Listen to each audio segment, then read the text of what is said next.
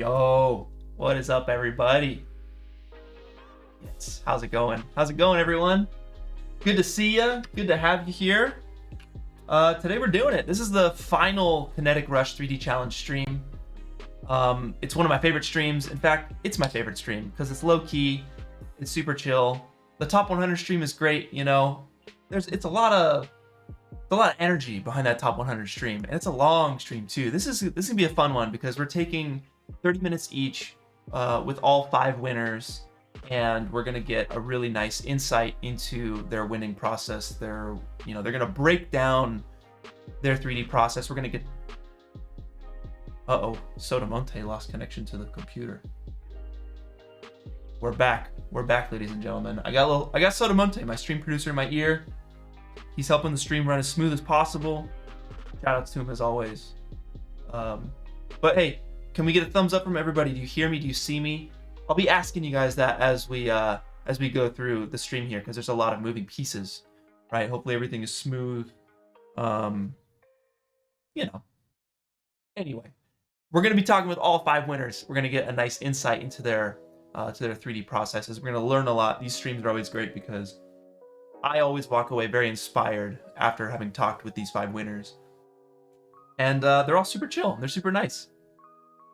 So guys, we're going to switch over here. I hear Sodamonte is going in and out of connection. We're gonna see what we can do. But let's talk with our first artist and see about doing a little tech check together here. It's always on stream is when the technical issues arise. You guys are seeing the inside scoop behind the scenes here. Sodamonte, can we switch over? Are you connected? He's back. Switch us over. Let's see what we got. Sterno, what's up, my friend?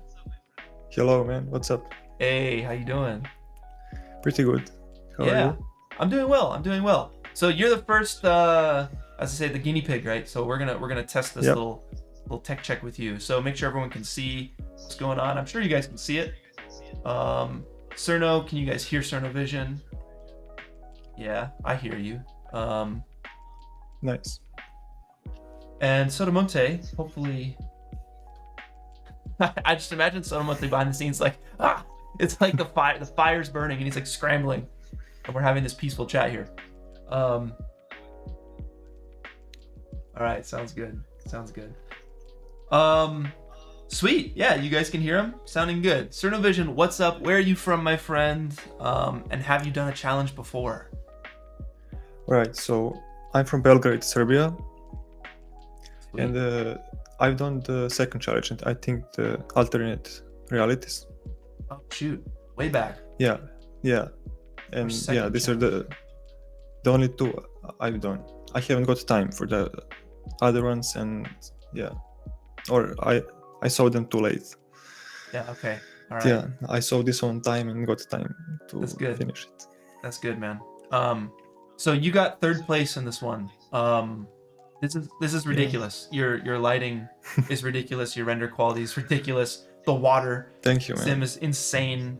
Like this thing is photoreal. Your colors are amazing. I love your color grade. The animation, the custom animation that you put into this. Yeah.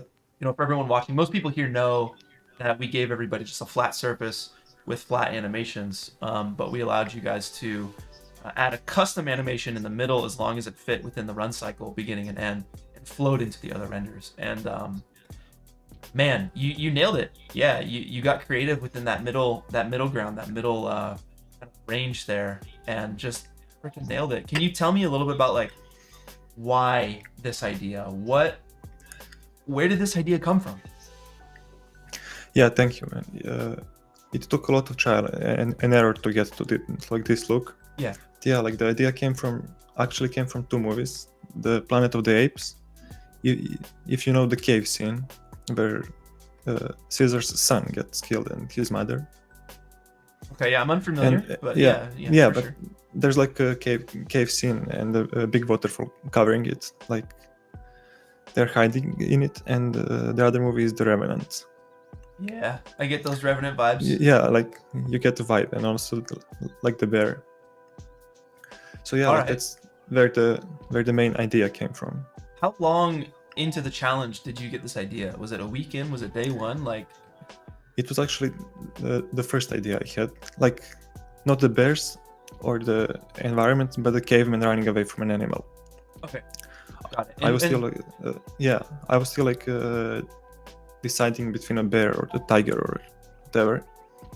And But you yeah, felt confident? this was- Like, you felt confident in animating an animal? Like, were you just like, I'll figure it out? Or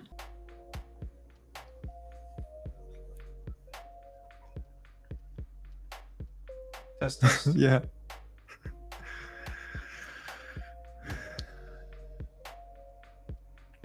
Test. Hey, I'm guys, here. what's up? I don't know what the heck happened there. For sure. Yeah, I need a refresh here. What's up, y'all? Thanks for the patience. I don't know what's going on with my internet. What's up, y'all? All right, sir. No, you're back, yeah? Yeah, I'm We're all here. back. Who knows, guys? We're getting haunted, all right, by the internet ghosts right now. Yeah. But let's keep it moving. So, okay, yes, I need to get Sotomonte into the rat nest computer. Let's see here. Soto, you want to switch here? Let me switch over solo here. 1 sec, sir. No. You know what, guys? Yeah. You know what? No. Let's do this. Let's solve this together. We ain't switching to BRB. We're doing this together. Let me get you in. You're in? All right, sweet. Okay, switching back over. I hope this doesn't keep happening, but I don't know what else to do, so we'll roll with the punches, I guess. Like, is my internet cable is plugged in, okay? The internet's plugged in. You good, Soto? All right. All right, switching back over. You got me back over? We're good? And then hit me with screen share on Discord. Yeah. Sorry about that, Cerno. All good, all good. Yeah. So we were chatting about the animation with the bear. Like you're gonna figure that out. Because to me, when I'm looking at a bear, an animated animal, like, dude, there's not even a chance that I'm gonna hand animate this stuff. Is it hand animated? Like, how'd you do the custom animation? Yeah, everything is like hand animated. I found the bear running loop drawing, like some video on YouTube, and I had it overlaid in the background. Jeez, man. And yeah, I animated based on that. I mean, like this was like my first time animating animals or anything this complex. What the heck? So the loop, Yeah, you said the and- running loop, is that like a downloaded loop, or you hand animated that No. running loop? It was hand animated with like Dang. keyframes in Blender. Oh, dude, Yeah, but what the heck? yeah, but I used I had a background video of a bear running, which helped a lot with timing. Yes. Okay, And so yeah, you used reference. Yeah, and it was just like watching a lot of reference, so I can Got you. understand and learn how bears run. I mean, like there's still some trouble with it. Some things I don't like, which is like the weight of the bears. Like there is no way a bear can stop that fast on the edge of a cliff. I see. But yeah, these were the struggles with the 5-second limit of the animation, and the loop had to like keep running, you know. Okay, got you. So yeah, like it worked out in the end. Obviously, yeah, definitely did. That's crazy to me, man. Wow, that's very risky. Cause how long have you been doing 3D? Hard to say, because I found Blender when I was like 14, which is 8 years ago or something. Yeah. But then I made a huge break and like did a lot of graphic design and video editing. Yeah. But came back to 3D between like I think 4 or 5 years ago. Okay. And, Wow, and for the last 2 or 3 years, yeah, I've been in the music video industry and doing a lot of VFX, which is like doing everything pretty much, like compositing, Yeah. 3D, like everything. Yeah. And did some like commercials and freelance animation works. But yeah, I'd say like 4 or 5 years Cool, would man. be a rough estimate. So you hear about the challenge. You have this is your first idea. You know you want to hand animate bears, but you're like, I'm gonna figure it out. What's your next step? Where do you go from here? Like the first thing I did was the environment blockout. Do you have stuff I that can you share want my to show? screen. Yeah, sure. I can share my screen. Yeah, please.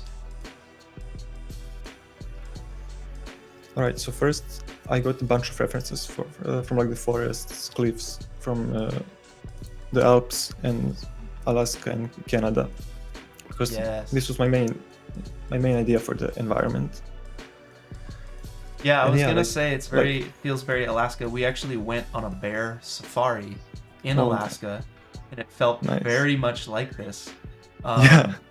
So yeah, your references spot on, dude.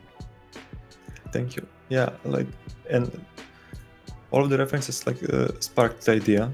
Yeah.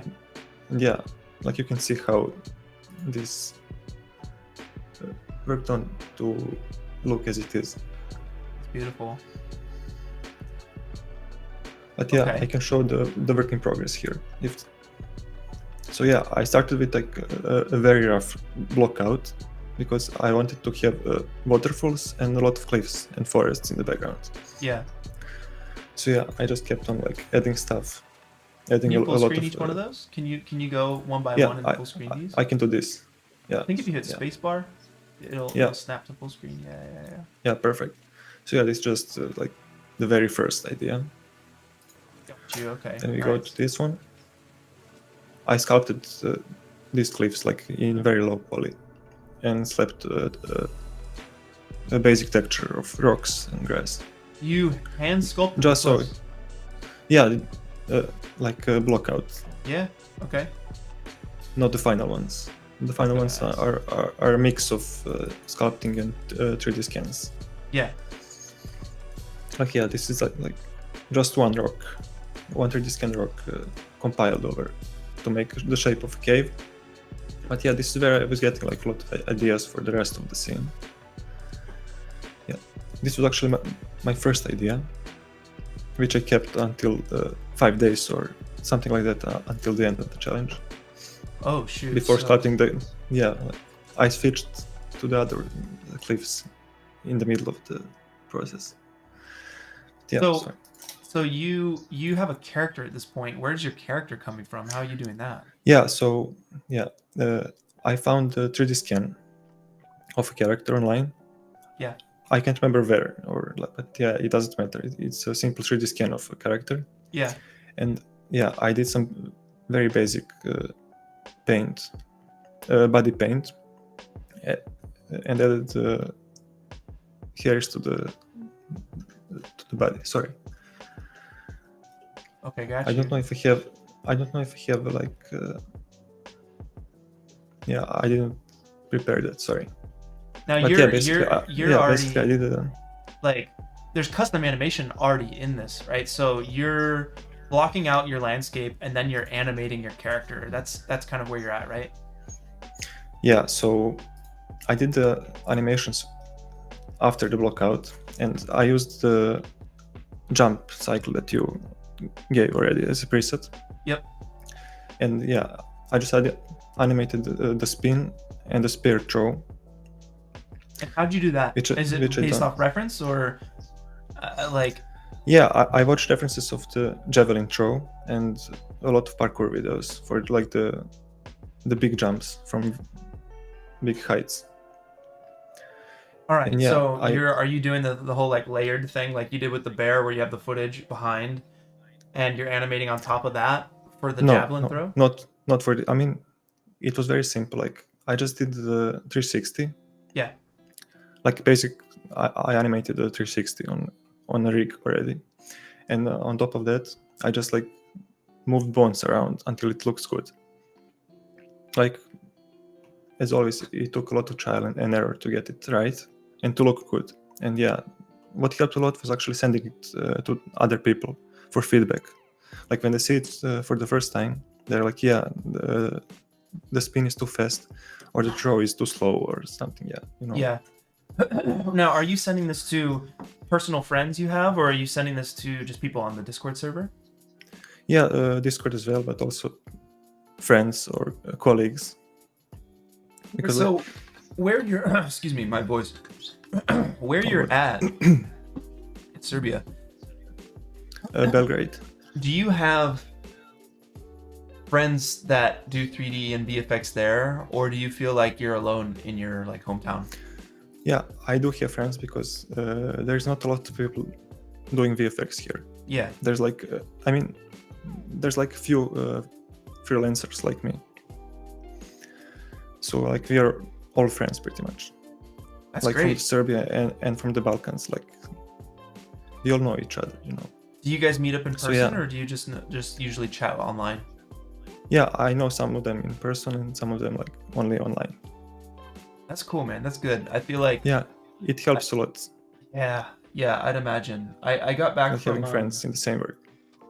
from Camp Mograph, motion graphics like meetup. You guys everyone here probably knows Yeah. a little bit about it. And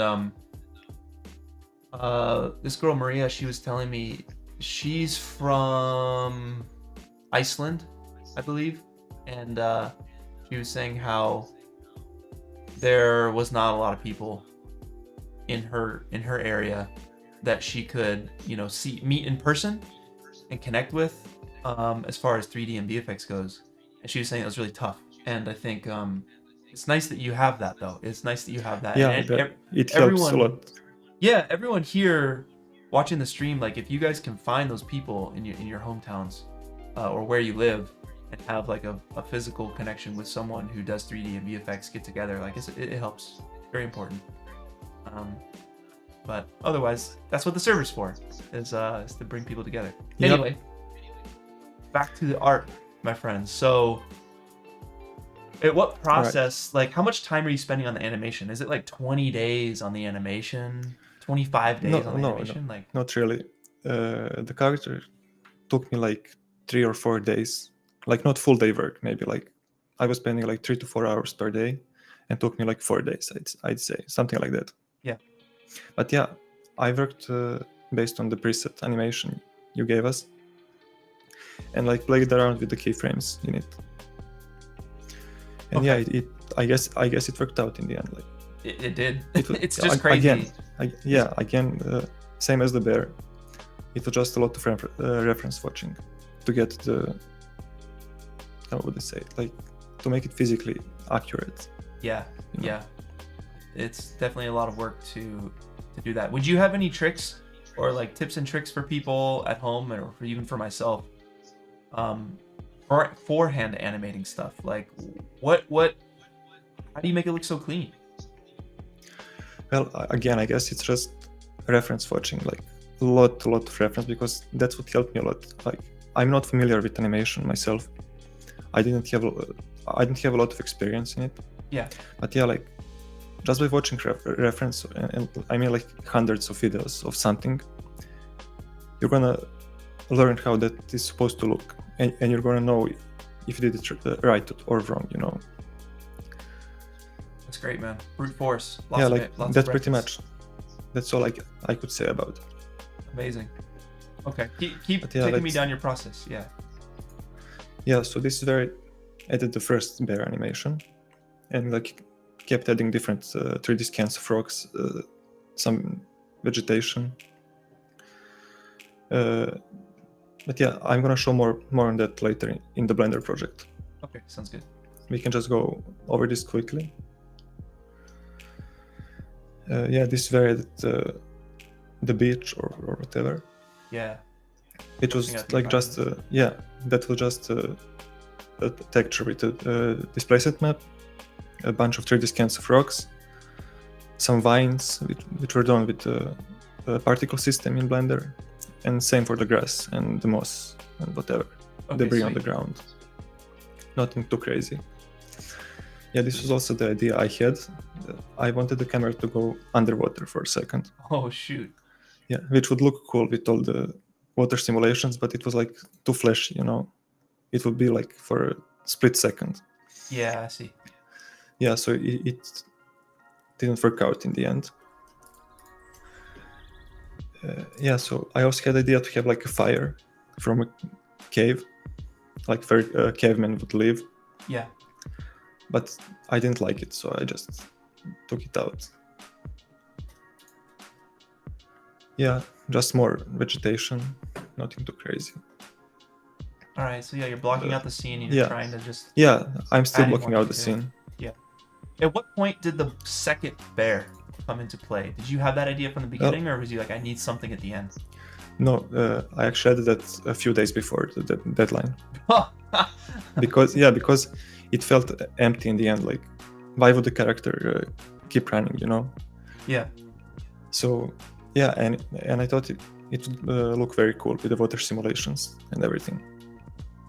Absolutely. You know, I also had the idea to add like the little bear cubs, but yeah, I didn't have time for that. For sure. Yeah, for sure. That would make sense. That the bear cubs would make sense. You know. Yeah, like a mother and father. Yeah, this was just like playing around with the environment, adding more assets like dead trees in the water. Again, I got that from watching the references. Yep. Okay. Having references. Yeah, it's the answer. Yep. It's your key. Yeah. Yeah, I was playing around with the lighting here. Try adding mountains in the background with the forest. Yeah. And yeah, this is where I added the second. I switched to second idea with like the bigger cliffs because I didn't like the initial idea because the scene was too small. Like the waterfall, the waterfall was too close, and like these rocks were too close as well. So yeah, I decided to make it bigger and like more dramatic, you know, like with the silhouette of a cliff and like these lights here. Yep.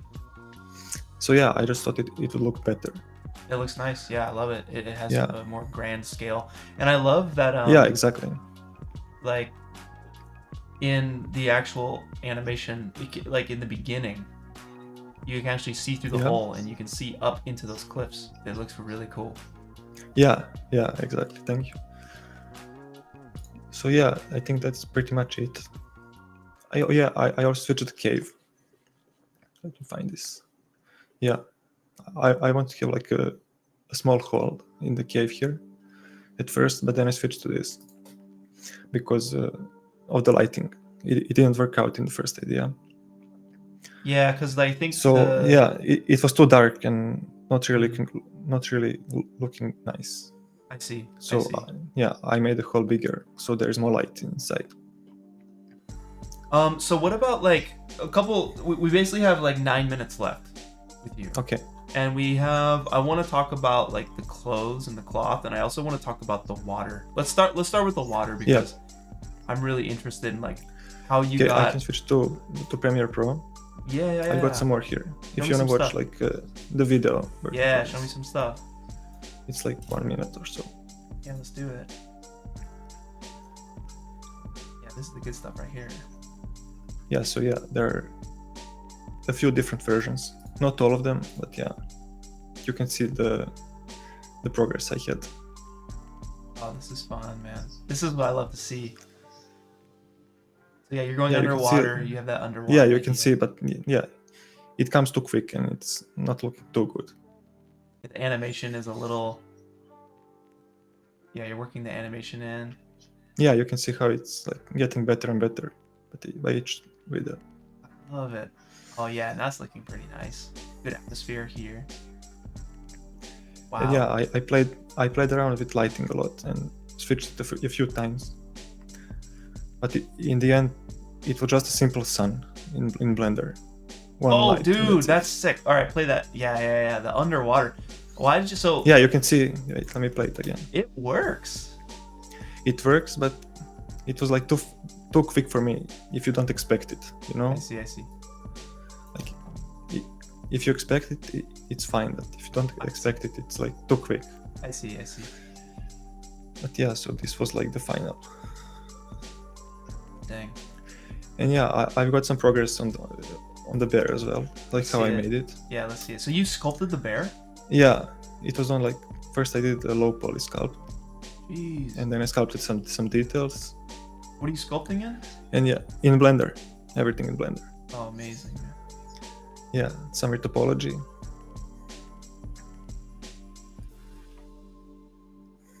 Skin texturing. Added the hairs. That's so yeah, good. Like everything is in Blender. So out of this month, like, were you working on this every day, or did you only have half the month to work on it? Yeah, I started maybe like 5 days after the announcement or something. Yeah. But yeah, I was sick for like 5 days. But other than that, I was working all day, every day. Okay, it shows. Yeah. Yeah, it shows. Wow, man, that's crazy. Yeah, I didn't realize how much of animations. this was like custom. Yeah, most of it was like from scratch, except the 3D scans of assets. But yeah, the animations and everything. So yeah, this was my first idea for the bear animation. Oh. Like the bear was like stomping the ground, but it was like too janky and not fluid. I see. So yeah, this was the final one.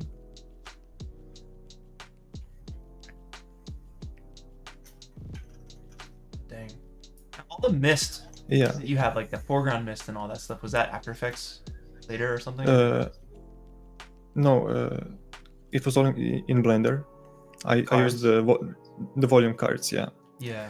Except the volume around the waterfall. That was added in After Effects. Okay, I got you. There were some other things like the dust from the foot from the running. Yeah, like most of it was compositing, but like the volume and the volume cards were in Blender. Yeah. But yeah, let's jump to water. Yeah, water. That's what, cause dude, yeah, it looks so good. It's so good, and your waterfall looks photoreal. Yeah, thank you. All of that was in Blender as well with Flip Fluids add-on. So this was like the first test I did. Wow. Just playing around. Have you messed with water before this, or? Yeah, a little bit. Nothing too crazy. I mean, it's just like setting up the domain, the fluid, and the obstacles, and the simulation runs for yourself. So yeah, for the water, I want to cover the river, which you may. Let me show you here, if it's visible. Yeah, like the foam around the rocks and the waterfall. Okay. I used the footage I found online, like the stock footage. Yeah. And used it as a displacement and emission. Whoa. For the water surface, which helped a lot with the realism, I guess. And yeah, I ran some more simulations of the water, which I used for displacement as well to make the river look flowing, you know. So it's an animated displacement. Yeah, pretty much. Sick. Okay. Wow. Which I imported it as a PNG sequence. Yeah. Like you would usually use a noise texture for the water surface. Yeah. But this way it had a flow. And yeah, so here's the waterfall simulation. Yeah. Which I projected on a plane with an emission shader. I can also open Blender now. Cool. Got about. Yeah, the Blender is too laggy to work. 3-ish minutes. Yeah, let's see if it's gonna load. So that's just a sheet. That's just like a. Yeah. So cloth. Yeah, like a plane, pretty much. Yeah. Which I projected the plane. It's gonna take some time, but yeah, other than water, like all of the vegetation was done with particle systems and geometry nodes. So it's like is it like procedural, like a scatter. Or is it just kind of painted on? Yeah, pretty much procedural. Sick. So yeah, you can see the waterfall here. It's like a texture. So it's a video. It's an animated yeah, so it's pretty much texture of pretty much a video. Yeah, so it was in the background, so I was gonna save some memory like this way. Man, and yeah, you can see like this water surface that I used. That's great.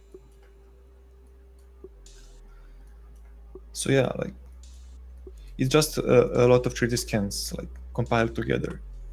Amazing, man. And the simulation, I did it in a separate project, and then imported it here. And it was just like one small area, like one small cube, which I put like a little bit under the water surface, which is just a plane. So it's hidden. So so it's hidden. And it's only the waves and the foam and particles going up. Perfect. Very smart. Yeah. Thank you. Very smart. Anything else we should cover quickly? Yeah, I mean, you have about a minute and a half, 2 minutes. You have like 2 minutes basically, and then we're gonna go to our next artist. Sotomonte, can you switch back to my screen share here? Or actually, I think, yeah. Thank you, my friend. So, any advice that you want to give to artists who are like really? I mean, a lot of people have a lot of different goals. Like a lot of people want to get top 100. A lot of people just want to participate. A lot of people trying for top 5. Would you have any advice for artists that are thinking about entering this challenge? I just want to say, like, don't be afraid. Like, there's nothing to be afraid of, and like, don't give up, because a lot of people like are even afraid to enter because they're afraid of not entering the top 5. And like, next to that, I want to say, like, find people that are going to give you feedback, because feedback is like most important in this business, and like in VFX or 3D or whatever. Because like, if you're working on a project for like a month and like you're looking at it every day, like your eyes are going to get tired of it. So like getting people to look at it is going to give it like a new look, you know, and like they're going to tell you what's wrong and what you didn't see, maybe, you know. Yeah. So like, get feedback from friends or from colleagues or from Discord group or whatever. Like, it's going to help so much. Like, even someone telling you like switch the color of shirt to red instead of green is going to help a lot with the composition or whatever. I couldn't agree more. I think whether you're writing a script, working on a VFX shot, creating a piece of music, get feedback from people. Yeah, like trust. Feedback, it's so important. Like, I always send to friends, like, even if they are not in the VFX or 3D industry, like, they can help. They can help a lot. Yeah, man. So yeah, it's very important. Crnovision, thanks for having me, coming down and taking the time to put all this together and share with the community and myself. And congratulations on 3rd place, man.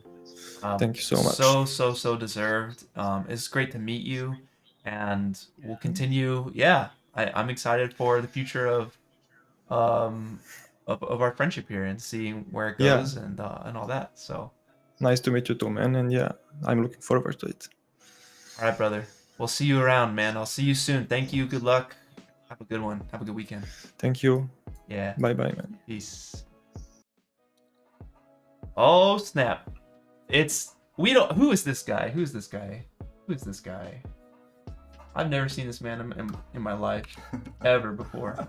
What's up, Fabricio? Hello. Hi. Oh yeah. Sorry. Unmute on Discord. Fabricio. I'm sorry. There you go. What's up? I can't get used to it. Yay. Hello, Clinton. Oh, hey, good to see you, man. Good to see you. Yeah, me too. Yeah, awesome. Welcome back. Amazing to be here again. Yeah. Thank you. Yeah, round 3, baby. Let's go. Sweet. Yeah, everybody just thumbs up in chat. Can we hear Fabricio? I think we're good. But yes, the legend himself is back. Hey.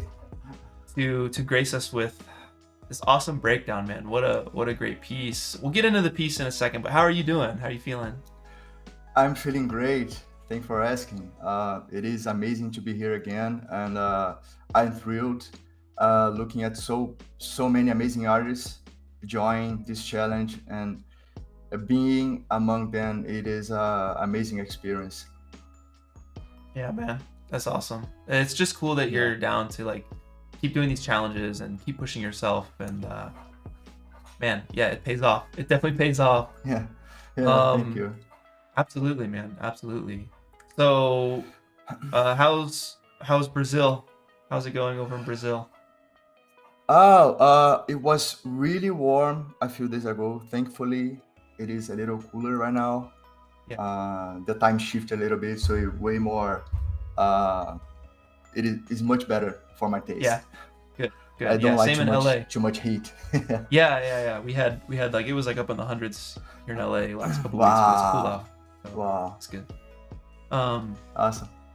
All right, man. So tell me about this piece. How did you come up with this idea? Like, what was this, and how far into the challenge did you get this idea, and did your first idea develop further into something new?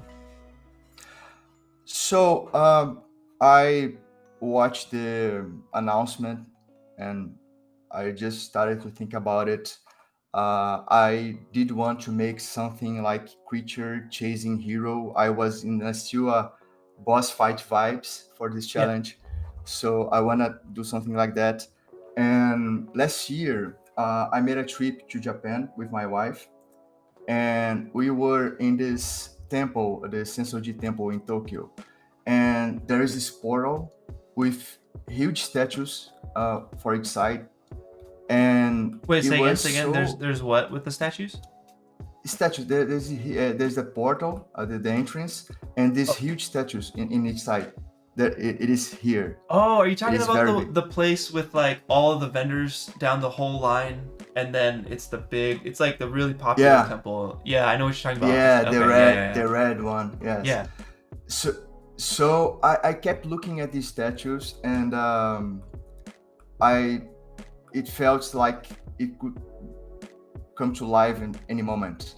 Yeah. And this feeling was embedded to my brain, and I immediately thought that would be a cool vibe, Asian vibe to this animation. Yeah. And I was heavily inspired by Black Myth Wukong trailers, the Chinese game. And it is there's such an amazing visuals, and since I'm totally into Unreal Engine and they are using Unreal Engine, I think it was a very good match. And I started looking for Asian statues like a Chinese, Thai. I didn't want to make anything relatable, anything that I didn't want to copy anything that already exists in this matter. Yeah. So I kind of mixed it up, a lot of stuff, and yeah, I started from there. Okay. All right. So you have your idea, you have your goal, and you have your approach. Did you know? So you knew you wanted a beast chasing a hero. Yeah. I have some questions. I want to kind of make sure they're like it's in order here, but like, Sure. and maybe we'll get. You tell me if we'll get to this. But how are you creating these custom creatures? How are you sculpting and designing these custom creatures? And is that your next step, or do you start with a block out? Like where are you at? Yeah, I started with the blockouts. I didn't want to go through any kind of details in the beginning. Yeah. So I will show you really quick my Yeah, let's do it. my first test. Let's go. And yeah, I was using the default mannequin from Unreal Engine. It was the base of the creatures as well. I used this as a base, and I made a very simple setup for the scene. See how the camera is going, the proportions of everything, and in the very beginning, one of the first things I did was suit up the Rococo suit and make some tests like this. Yes, this is what I want. This is what we want. Yeah. And it gives me a very good idea of the timing, the proportions, how big should the creature be, the poses itself. I thought that I knew that it was a lower camera, so if the creature have a very high posture and goes striking the hero, it kind of be off frame. So I kept this in mind, and when I was recording, I keep crouched with a very low base. The lower I could get, so I can have a better sense of weight as well. Yeah. And this was a very good head start for me. And using these mockups, and I didn't change too much the animation. The animation was suiting very well for me. One of the animations of the I forgot the name of this. I forgot the name of the animation. There are so many, but The dive. I think it is the dive. Yeah, people that are seeing the templates will recognize it. But I didn't want to change this animation. It worked so well for what I wanted to do, and animation is so time consuming, and I had to animate 2 creatures already, so I didn't want to spend too much time refining the animation or changing the animation of the hero. To tell my story in my example, I knew that it is a lot. This animation has a lot on my table, a lot of things that I have to produce and manage, and I really want to be smart and the most optimizable possible throughout the whole process. Yeah. Okay. So first thing, you're like, the hero animation, not gonna mess with it. Okay. Yeah. Okay, got you. This is already a great V1. You're like, wow. Okay, it feels visceral. It has the energy. It has the threat and the stakes, and like I feel it just in your V1. So that's already. How are you feeling at this point? Where you're like, yeah, this is awesome. Yeah, I felt it too, because when I start blocking it, I thought that I was looking for because in the past challenges I wanted to avoid unnecessary work, and I tried to cut some corners to get there. And when I realized that I have to build 2 environments, I wasn't sure if it is too much or not. But I think it was worth it. I was feeling really good in the. I think this version was in the 3rd day or 2nd day of it was very early on. Okay. And I felt that was worth it. Actually, the first idea that I have was very dull. When he gets into the temple, I was thinking just a corridor. Oh, the corridor is so lame, so boring. Let's make a city or something. Yeah. So where do you go from that's here? Why. So I want to make a city, 2 environments. Yeah. I started to make some research from what packs could I use, because I knew that I wouldn't have enough time to build a city from scratch. Yeah. There was simply too much. I made some tests with Midjourney as well, trying to figure out the feeling of the scene, the type of creature I will have. Of course, this is not even close with what I did, but I gave me some sense of the vibe of the overall look I was looking for. The city, before I was looking something for Aztec style, but when I found this pack, it was a little different from there, but it was very aligned with what I wanted to achieve. This is the one from Marketplace, Unreal Marketplace, and that's the one I will. And thankfully, I will show this really soon. That is very modular, so give me a lot of liberty to build different buildings, and I don't just need to copy and paste things that they build and do exactly the same they built in the original pack. Yeah. Okay. And so you kind of figured out the architecture of your scene next. Yeah. All right. Yeah. And I continually make some progress with the animation. I started building some forests, stuff like that. I started placing. Actually, this wasn't the pack yet. I was just in blocking out, trying to figure out the scale of the scene.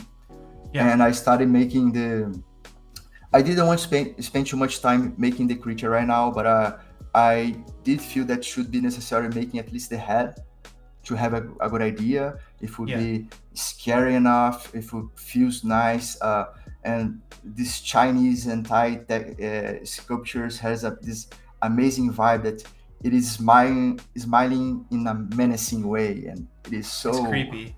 Competing. Yes, I thought it was very interesting. I really wanted to give this feeling to this animation. And let's see. So I will jump to Unreal, right? This is my scene in the editor.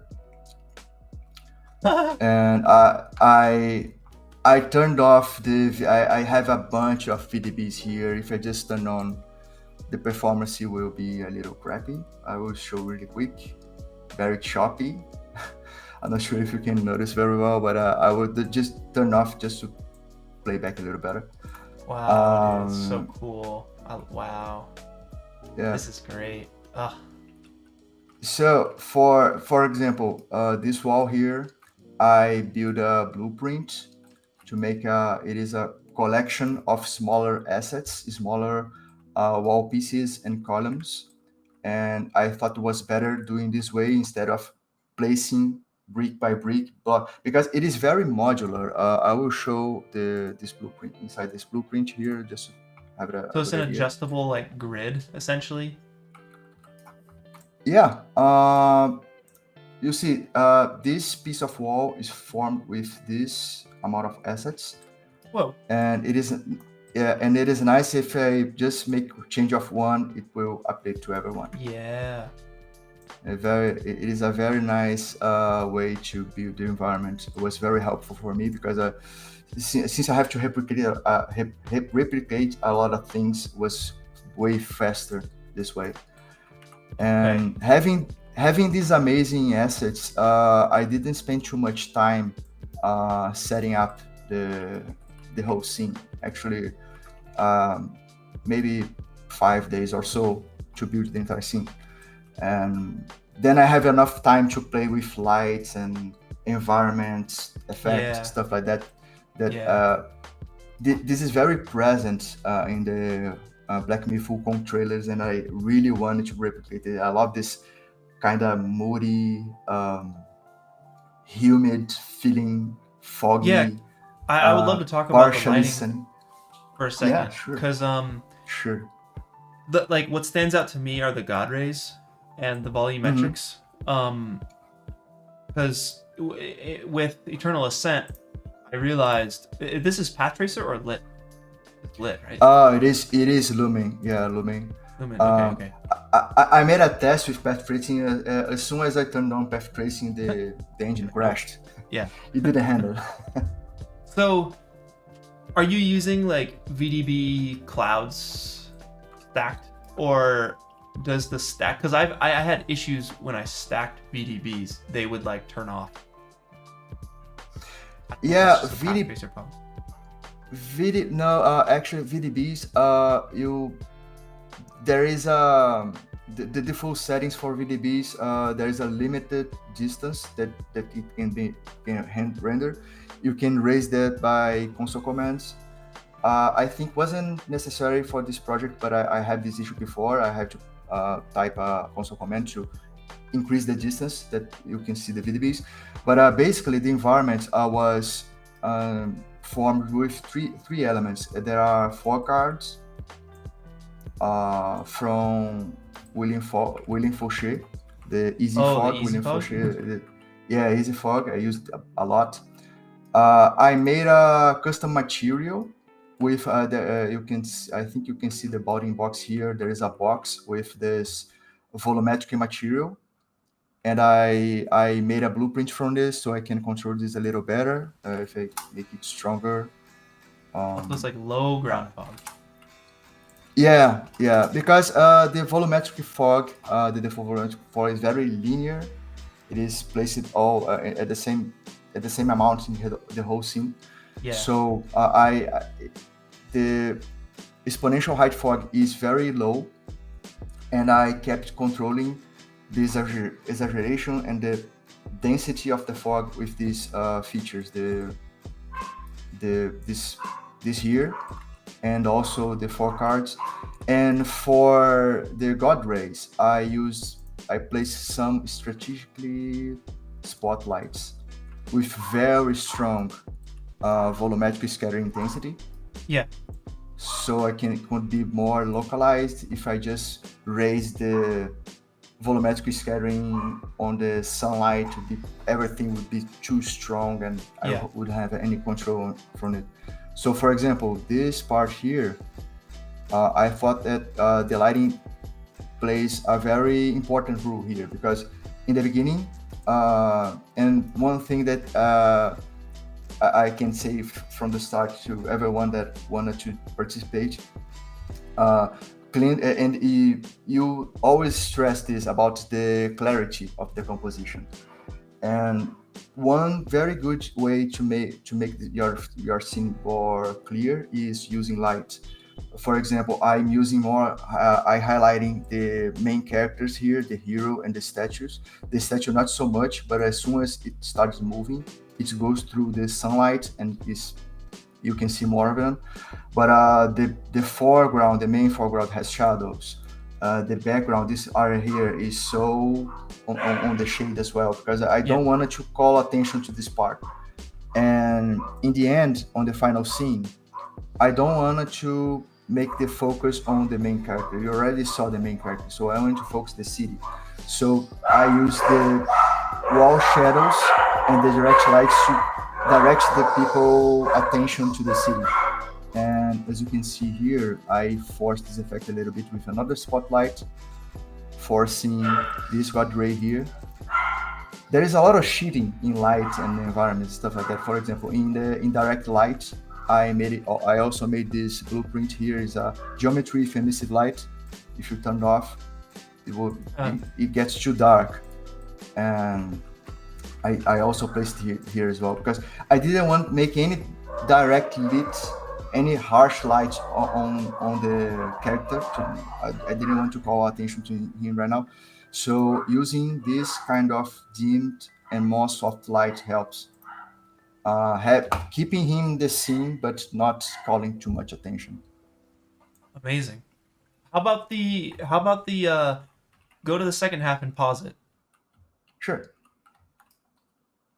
That moving animated like mist. Now what is that? Just Niagara something, or is that animated card? Yeah, it is a particle system, a Niagara particle system. It was included on the pack I took to build this city. I don't remember. Wow. Okay. I messed a little bit with intensity and size and stuff like that, but it was already in the pack. It is a very simple particle system that I sometimes I have some difficulty to find the meter here, so I was trying to pick it up. I was trying to pick it up, but I simply can't find it right now. What about the waterfalls? What about the water? Like, did that come with the pack, or is that you? The pack comes with this. Oh, here is the particle system. Yeah, it is here. I just will move here. It comes with this particle system on top. I messed up with the particle system a lot. It was very different from the pack. And I also placed can I grab this? I will try this other one. Oh, there's one up there too?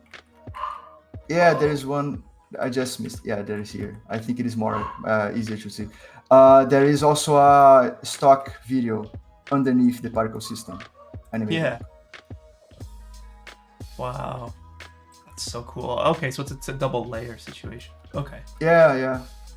I think the particle system helps give him a little more depth to the waterfall, but nothing can beat stock footage in terms of realism. So simulating would be too tough and too time consuming, also resourceful, and I thought the best choice was using stock footage. So we have about 11 minutes. We touched on block out, we touched on assets, we touched on lighting, a little bit on water here and particles. The creature, man, building the creature and getting that destruction. I wanna talk about that a little bit. Like, I gotta say, sure. Like, you have none of the armor is clipping, and I remember Sam I think touched on that when we were talking about it in the React video, is that none of your armor is clipping, and that's hard to do. And do you want to just walk us through how you built this character and animated this character and destroyed this character? Yes, of course. Well, I first used the mannequin as base. Where is the blueprint? Here is the blueprint of the Guardian. So this, I'm not sure. Yeah, I hope you can see the silhouette of the mannequins underneath. And also I'm using the mannequin bones. And then I sculpted, I modeled from scratch and sculpted each piece. I started making a base model in Blender and then went to ZBrush to make details. And then parented to each bone. Yeah. Each corresponding bone. So here's the sculpt. You can see some here.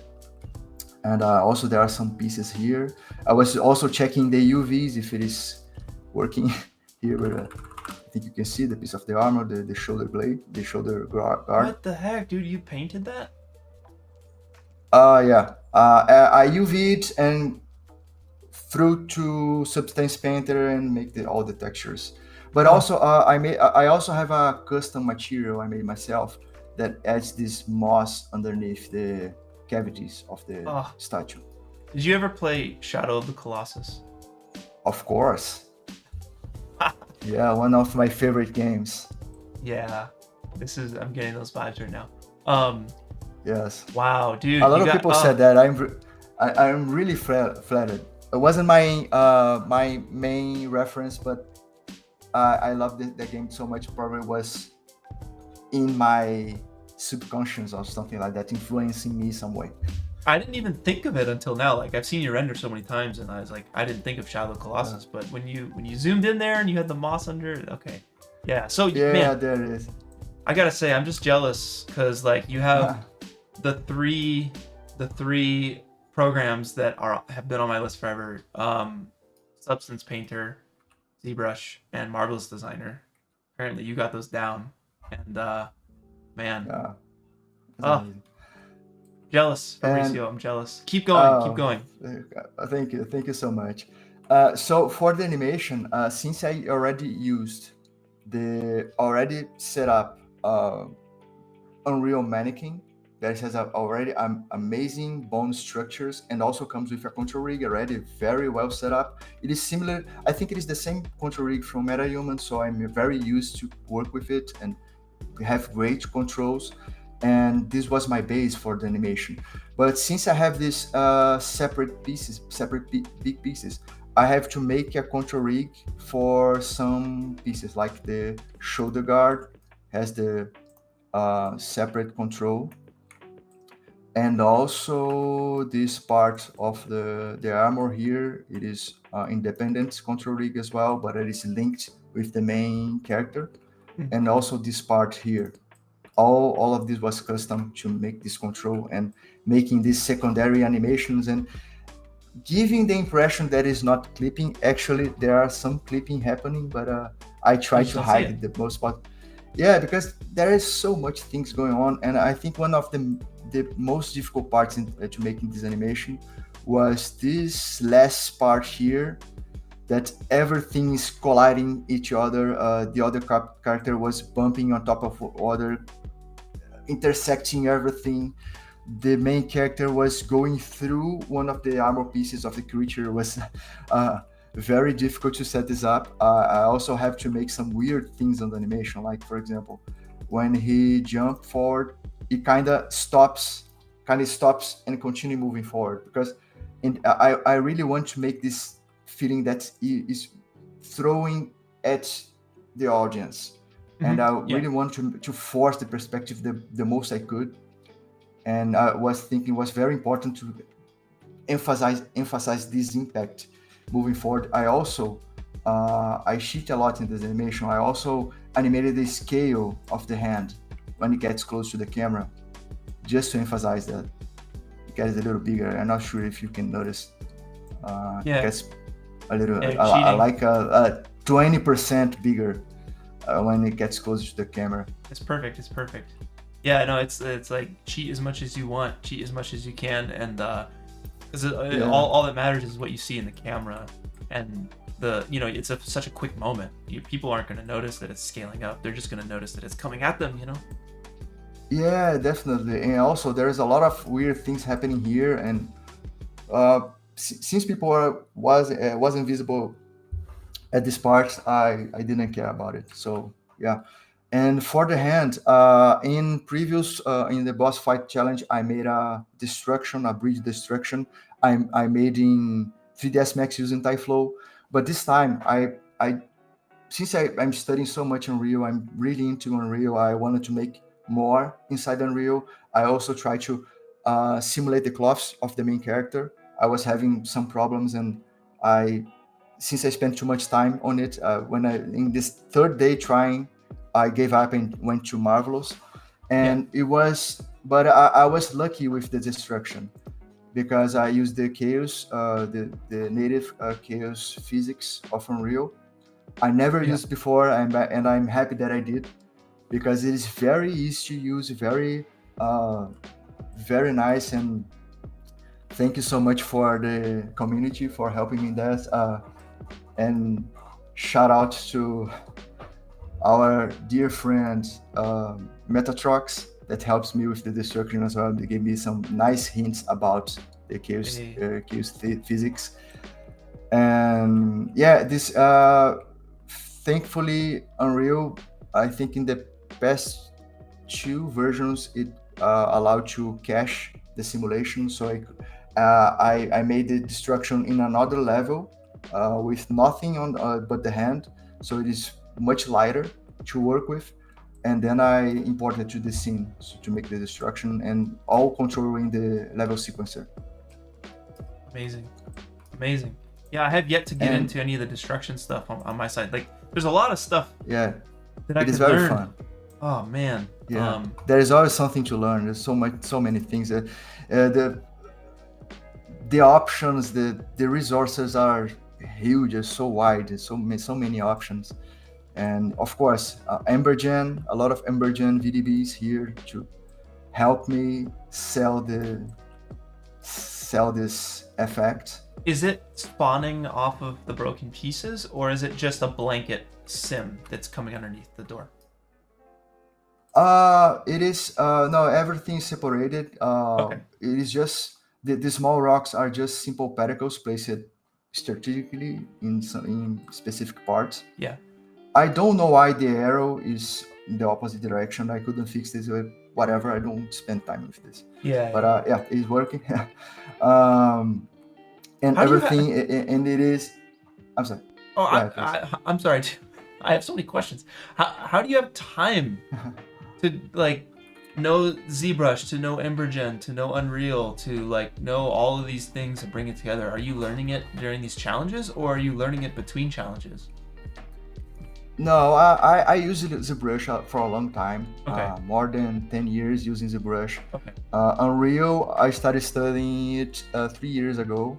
And Embergen, I think it was a little before the challenge I started studying it. And Embergen, I think it is so intuitive and so easy. You don't need too much time to make cool things in Embergen. It is so cool with the software. And of course, ZBrush is a different thing, but since I'm using for so long, I'm very comfortable using ZBrush. So how are you learning these softwares? Are you doing them on projects? Are you taking projects that require you to be forced to learn them? Or are you just interested and you're like, I'll do something small as a test. I have free time. I'm going to use my free time to learn this new thing. Yeah, it was a little of everything you said. I have to learn it for projects because it helped me so much, give me more options for sculpting and detailing organic modeling. I met some amazing artists that also taught me awesome techniques and hints. I study a lot. I watch a lot of tutorials. I made some online courses about ZBrush, and keep studying it, keep pushing it, trying learning new things. There are so many contents out there. People explain a lot of different techniques, and all of this culminates me absorbing all this knowledge and being able to filter some things and make the right usage for specific tasks. Yeah, that makes sense, man. That makes sense. It's crazy what you can do after years and years of studying a program and getting better at it, and like it's insane that that's running in real time. Like, yeah, dude. We and and and as long as you keep studying it, in the beginning when I started studying ZBrush, I only used to make small details. Like if I was doing a character, I was just making the pores and the wrinkles in ZBrush.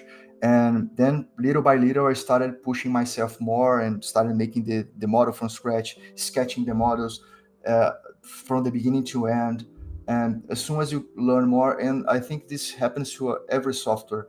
Unreal, I started just using as a yeah, renderer, yeah. uh, standalone Compiler and renderer. finish. Yeah, yeah. Yeah. But as soon as I started learning the animation tools, which are amazing, I started moving all my animation workflow inside Unreal, and helps me so much. That's where I need to get. That's currently I'm kind of using it as a finisher, as a renderer, and Yeah, I gotta get on this animation side of things. I love environments. Character animation yeah, is difficult for me, but like, man, there's so much to take away. I feel like we could go another 30 minutes easily, but unfortunately that is time, my friend. And okay. wow, yeah, we're gonna chat, Fabricio. We're gonna chat. Yeah, definitely. Yeah, looking forward to it. God dang. Ah, And Clinton, thank you so much. I think I can't thank you enough. It is getting very repetitive. Thanking you so much for all these opportunities, uh, managing everything, making this possible. It is awesome, man. man, I couldn't do it without the It is challenge amazing. team and everybody who, all the admins who help out, and some of the moderators who help out get this thing up and Yeah, running. It's a lot of work. It's like a month and a half, a lot of work to get it up and running and keep it running and keep it going. So yeah, I'm gonna pass your thank you off to them, and yeah, man, we'll see you for the next one in one way or another. We'll yeah, see you for the next one, yeah. man. Thank you. I hope Thank you so so. much. Yeah, thank you so much. Thank you so much for having me. Thank you, guys. Yeah, for sure. So we're gonna switch over to Koala OK, second place from China. Koala doesn't speak English, so he put together a pre-edited, amazing video for everybody. Let's switch over to it. We'll see you guys in about 20 minutes.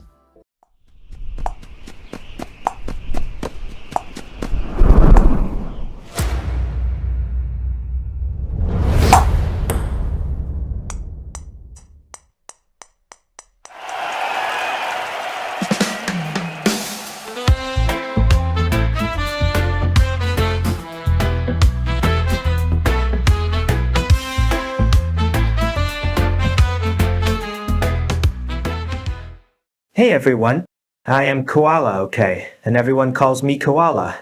And I am a 3D artist from Chengdu of China.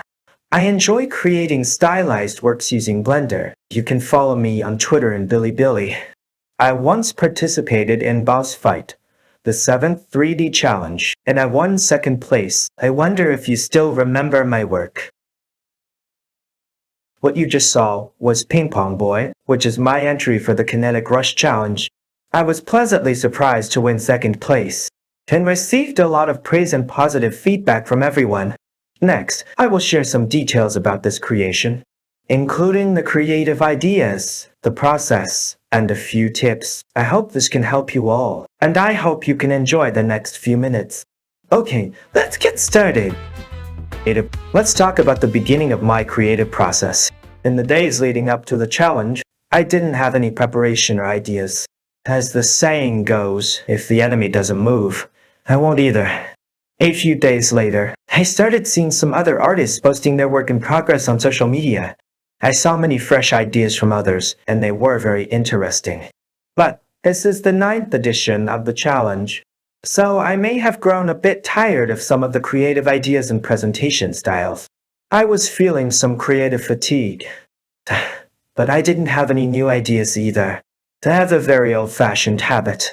When eating at home, I like to turn on the TV and watch random channels instead of on-demand content from the internet. It helps me relax. When I saw the sports news reporting that the Paris Olympics were coming to an end, and the Paralympics were about to begin, so I think I had the seed of an idea. About ping pong. In China, you can't say you can't play ping pong. It's a very popular sport. But you also can't say you're good at playing ping pong because there are too many people better than you. Just somewhat familiar with it. So, I'll stick to a subject I'm familiar with and good at. After all, I'm too ashamed to even bring up our football. About boy, at the beginning of the design, he was a one-armed boy. I thought he was special enough, and also very inspirational. After I made the basic model, I went straight to drawing the storyboard. One-armed boy trains hard at ping pong and finally defeats his opponent on the court. Then he runs to embrace his family. Everyone loves a winner, right? I even made the scoreboard model. The score had to be very close. That's how it's always done in movies. Up until this point, I was blindly creating based on my own imagination. It wasn't until I started looking for references about the Paralympics that I found him. Ibrahim Al-Husseini Hamatu, an Egyptian Paralympic ping pong player. My imagined inspirational and passionate expectations were overwhelmed by a much more complex feeling. I can't quite describe the feeling. It's very complex. But at that moment I knew this was the character reference I wanted. So I made changes to the boy's character model. That way, I didn't have to read the arms and fingers. After finalizing the character, I began to adjust the story in the way it was presented. Earlier this year, I made another piece of work. You can take a look. A young man who moved to the city for work, missing the joy of childhood in the countryside. There's nothing more cruel than a boy growing up. So I chose the time travel dimension once again. For the other challengers, 5 seconds was just 5 seconds. But for me, 5 seconds is 10 years of training for the ping pong boy, and also my 10 years of work experience. Ouch. So, I finalized my main visual composition and storytelling. On a beautiful country road, the armless boy runs under the setting sun. He grips the paddle with his teeth, hitting the ball in the wind as time flies by. He grows up and appears on the world stage. A boy without arms, angels have no wings. He likes to hear the sound of ping pong balls. Whispering winds, bites the racket. I am your teacher, I am your friend. The entire animation production process was actually very routine and linear. First, I used Blender's grease pencil tool to draw a simple storyboard and verify my story design with the timing and basic animation in the shots. It looked decent enough, so I could move on to the next step. I had to do a simple test for the effect. I needed to age the boy from 18 to 8 years old. I handled this animation process very simply and crudely. I scaled the rig controllers to get a basic boy shape, and then I corrected it using shape keys. Finally, I linked these shape keys with drivers, so they were controlled by the bones. This allowed me to easily adjust the character's evolution, rather than manually tweaking each model's animation every time. Then I downloaded animation samples and recreated the running animation loop. Fewer keyframes made it easier for me to control. Using Blender's nonlinear animation, I merged and overlaid to actions to create the basic animation of the boy growing up while running. Next, I added actions other than running. I chose a few basic moves commonly used in ping pong. Tapping, getting a feel for the ball, building up strength. Chopping, using the opponent's power, unpredictable. Smashing, swift as lightning, powerful beyond measure.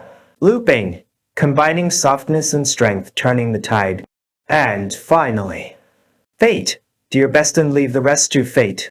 I never believed that effort always guarantees success. Like the 3D community challenges, I participated twice and came in second place both times. It was both lucky and a bit regrettable. That's fate. After finishing the key poses, I had to manually tweak the transition animations. They mainly focused on the preparation, explosion, and transition phases of each move. Since the character has no arms, preparation moves for playing ping pong were transferred to the boy's torso and head. You can see that each of his moves has a fully prepared phase. For chopping, I designed a boomerang-style movement for him. It's really cool, with a bit of a kung fu element. It also matches the high-speed spin of the paddle when chopping. I really am a genius. In ping pong, there are forehand and backhand moves. Choosing which side of the paddle to use is important. Based on the ball's return trajectory, I designed forehand and backhand shots for the boy. And also the movement of switching the paddle sides when receiving. This makes it look more reasonable. For the movement of the ping pong ball, to make its trajectory smooth, I used a curve path animation because the ping pong ball is very small, but it's part of the story. I added a trail to it so everyone can catch it within 5 seconds. It's simply a model with the curve path animation and curve deformation added. In my original plan, I didn't intend to render motion blur, but to make some movements look smoother, I added a lot of after images. Hey, that's fun and cool, but the production method was very simple. I just duplicated the model and animated their visibility. I have a principle. Simplicity is the ultimate sophistication, old school craftsmanship. The right shape appearing at the right time, that's good animation. The method doesn't matter to me. P.S. All the calligraphy used in this video was handwritten by my friend Zuzi Long. He is a senior 3D artist at NVIDIA. Not only is he great at sculpting Chinese dragons, but he's also skilled at calligraphy. Thanks, my friend. About the scene transition. If you understood what I mentioned earlier about, you can easily guess that I used a very direct and clumsy method. I directly created two scenes and lighting setups in the scene file. At the right moment, I moved out the models from the first scene and turned off its lights, and then moved the models of the second scene into the frame, turning on the lights. That's right, the method is that simple and rough. First, I had to time the scene transition perfectly, and add some detail animations during the transition. I wanted the moment of transition to be powerful and stunning. Convey the sense of speed in the scene and time. I added some simple models moving quickly in a staggered manner. I even turned the sun into a ball and hid it away, which created some really cool sparks. I also added some shockwave effects to give it a more powerful impact. I wanted this sense of power to extend outward, hitting the distant clouds and trees, so that all the elements in the scene would be connected. I also adjusted the lighting during the transition, mainly to highlight the silhouette of the character. This scene transition is one of the most important parts of my video, and I hope everyone will remember it. In the end, everything turns into a feeling, which is conveyed to the audience. And that's exactly what I wanted. Everything started from scratch. I created everything manually without using any assets or presets. Throughout the entire project, I only used Blender and DaVinci Resolve. I tried to keep everything simple and pure, staying away from heavy assets and complex workflows. Less is more. When simple things are done right, the result will not be bad. I used very few reference images, and I didn't make anything exactly like the references. I simplified all the details and realism.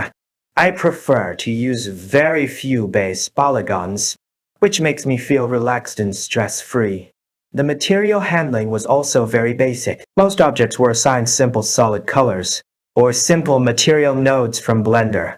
I only hand-painted one texture for the character's clothing. Some special objects animations were achieved through modifiers. For example, these change in class. I shaped them using subdivision and displacement modifiers, and used mask and bend modifiers to create their disappearance and deformation animations. The character's hair was also a basic model, and I used displacement modifiers to control the hair movement. This also looked quite good. More importantly for me, it was easy to understand and control. For the final scene, I also used simple models and solid colors, along with particle distribution to achieve the effect. The perspective in this scene was handled very subjectively by me. I wanted a dramatic perspective effect, including the pool table, where its position and scaling were dynamic. I just wanted them to fit the timing and perspective I desired. All the objects in the entire work were placed in a single project file. The final Blender file was only 16 MB in size. My goal was to create a stylized shot. I wanted to keep the image clean, bright, and vibrant. You can take a look at the result I've rendered directly from Blender. Overall, it met my expectations, but after going through a few hellish days, I was exhausted. The current image looked a bit too harsh. Every object appeared to clear, and looking at it for too long made my eyes tired. You'll be watching my work many times. I've always been thinking about you all. When I threw the sequence into DaVinci for inspection, I found that the movements were too linear. The two key actions I wanted to highlight got lost in a smooth rhythm, so I tried to adjust the speed in DaVinci. Through controlling the speed curve, I achieved the effect I wanted. These two actions stood out clearly. Not bad, but the frames of these two actions got stretched, causing those two frames to stutter a lot. I tried motion blur and optical flow in DaVinci, but since my work is stylized, all the movements are very subjective. It was hard to get a smooth transition. It even caused distortion and loss of detail in my image. So, I had to go back to Blender and readjust all the animation timing. Alright, the effect in DaVinci wasn't bad after all. I liked the combination of real and unreal effects. It looked more artistic and stylized. It was exactly what I wanted. Yes, it was a complete accident. I'm not sure if the judges or the audience will like this effect, but I was tired at the time and just wanted to finish it. So I took a gamble. I quickly did some more work in DaVinci, mainly color correction and lighting adjustments, to make the image softer and fresher. And finally, I submitted it. Ping pong dreams in the wind. Ping pong dreams. Overall, it met my expectations, but the process was full of uncertainties, and I made many last-minute adjustments. As I mentioned before, the character design changed from a one-armed boy to an armless boy. The story shifted from the boy's victory to an open-ended conclusion. In the middle of the process, I found myself lost at times. I unconsciously added many unnecessary action designs, scene changes, and special effect elements. The specific look of the scenes and lighting. I was constantly experimenting and tweaking. Even the final motion blur and artistic treatment were unexpected. Changes during the creative process are normal. It's related to my physical state, mood, sleep, and even the weather conditions. But being too tired can easily make you lose focus. Cause sometimes I'd have a hot pot, drink some beer, and sleep deeply. In the next day, and see my progress from the previous day with a completely different judgment. I could never create a perfect work. So I gladly accept all of this. No one is perfect, and neither is any work of art. The whole process was painful. I lost a lot of hair. The hardest part was the narrative animation. It wasn't about making the animation super smooth. I needed to convey what I wanted to express by quantifying it into animation elements for the audience. 5 seconds is a very short time. If it's a first-time viewer, what information can they take from it? Whether the audience likes it is very subjective, but at the very least, let them see it clearly. Autists are also selfish and arrogant. I often get immersed in the process, but fortunately, my workflow is simple enough. I can quickly output animation previews to review and adjust from the audience's perspective. Over and over again. Over and over again. Then I step away, eat some good food, drink beer, and continue the next day. It's a process of switching roles. I am an artist. I am even more of an audience member. Another challenging point was the final rendering style. I wanted to maintain a minimalist style. This is also something very subjective. After working on it for a long time, my eyes and brain get tired. So, at this point, I go for some good food and beer. That's right. My way of dealing with difficulties is eating and drinking. If there was a particularly difficult effect, my consistent style is, I would probably give it up. Those things aren't my specialty. Alright, I'm just bullshit. If you want to join this challenge, but can't find the time, you might want to check out the event page, and take a look at the top 5 prizes. Maybe there's something you want. You can prepare models and rig sets in advance. I think every 3D talent is just a change in format. If you want, you can totally apply pre-made assets. I make a lot of works throughout the year, but most of them are quick practice junk. I just want to use the 3D challenge as an opportunity to push myself to make something relatively good. You can think like me too, and push your potential. But with these kinds of things, once a year is enough, no more. It's too exhausting for me. For some artists, if you feel like you're not good enough, I want to say, you're not wrong. Your work is just a pile of garbage. They also have many artist idols that I look up to. Compared to them, my work is also garbage. I teach some students Blender skills in China. On one hand, it's to make money. On the other hand, when I'm facing beginners, it makes me feel like I'm still pretty awesome. So, it all depends on how you compare yourself. I think improving the quality of your work is a long-term process. And how popular your work is also very random. As long as you love creating and keep creating non-stop, we'll definitely make progress along the way. That's the only thing we can do, and it's enough. Do your best, and leave the rest to fate. That's all for my rambling today. Thank you all for watching. Thanks to Clinton for his efforts on the 3D challenge, and thanks to the other judges for their feedback and suggestions. I hope everyone has a great life. Shine so Goodbye. bright. Ping pong dreams in the wind. Ping pong dreams, it's begin.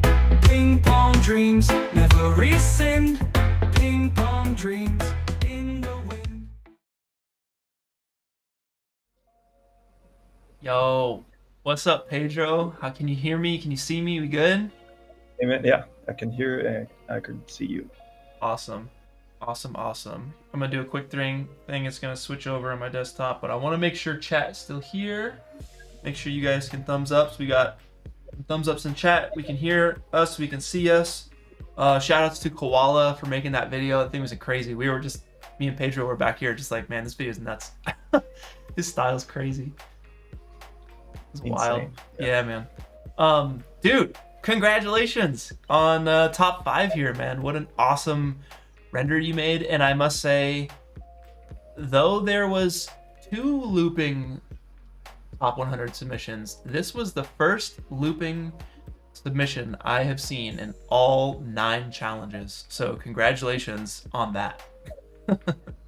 Thanks, man. It was really cool to work on this. Yeah, man. So nice. I like the lighting is crazy. The energy is crazy.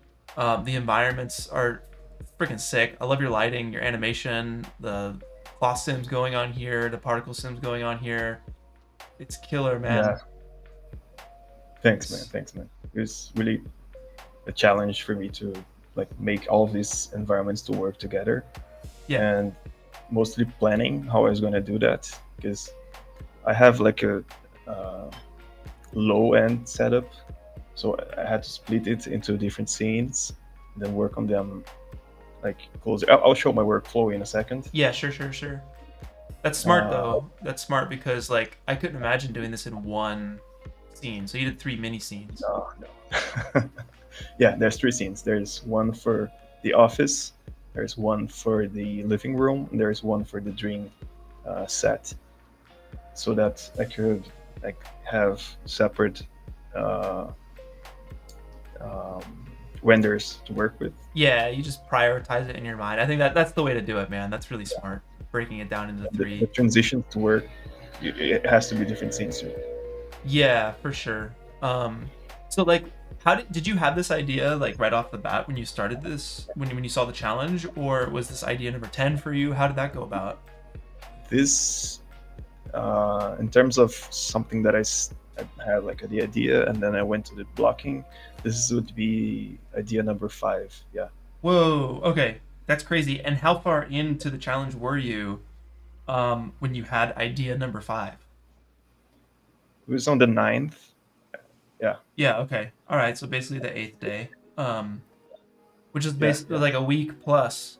You're in week 2 and you're like, okay, now I know what I'm doing. So really you had just under 3 weeks to do this, basically, is what you're saying? Yeah, so I had the plan to start on the 12th. Like I had the idea on the 9th, I would work on the 12th and work on business days. So I would have like 15 days to work on this. That was the plan. Yeah, okay. So no weekends, very smart. You're prioritizing your health, is good. Do you have a family? Do you have kids? Like, is it just you? No, it's just I have cats. You have cats, yes. Yeah. Same. Love me some cats. And the girlfriend, yeah. Yeah, okay. All right, so yeah, you got a life outside of all this. Not that other people don't, but I like it. 15 days to make this render. Yeah, and this is something that I learned from not just work but also from this is my 5th challenge on this. Dude, okay. Something I did on the others is like throw everything away and work only on this, and that's a big mistake. Why is that a big mistake? Because you get too into the work, and it's a really easy way to burn out. And when you burn out, you can't have ideas, you can't be efficient, and it's not a good way to work. So I had this plan from the start that I would have like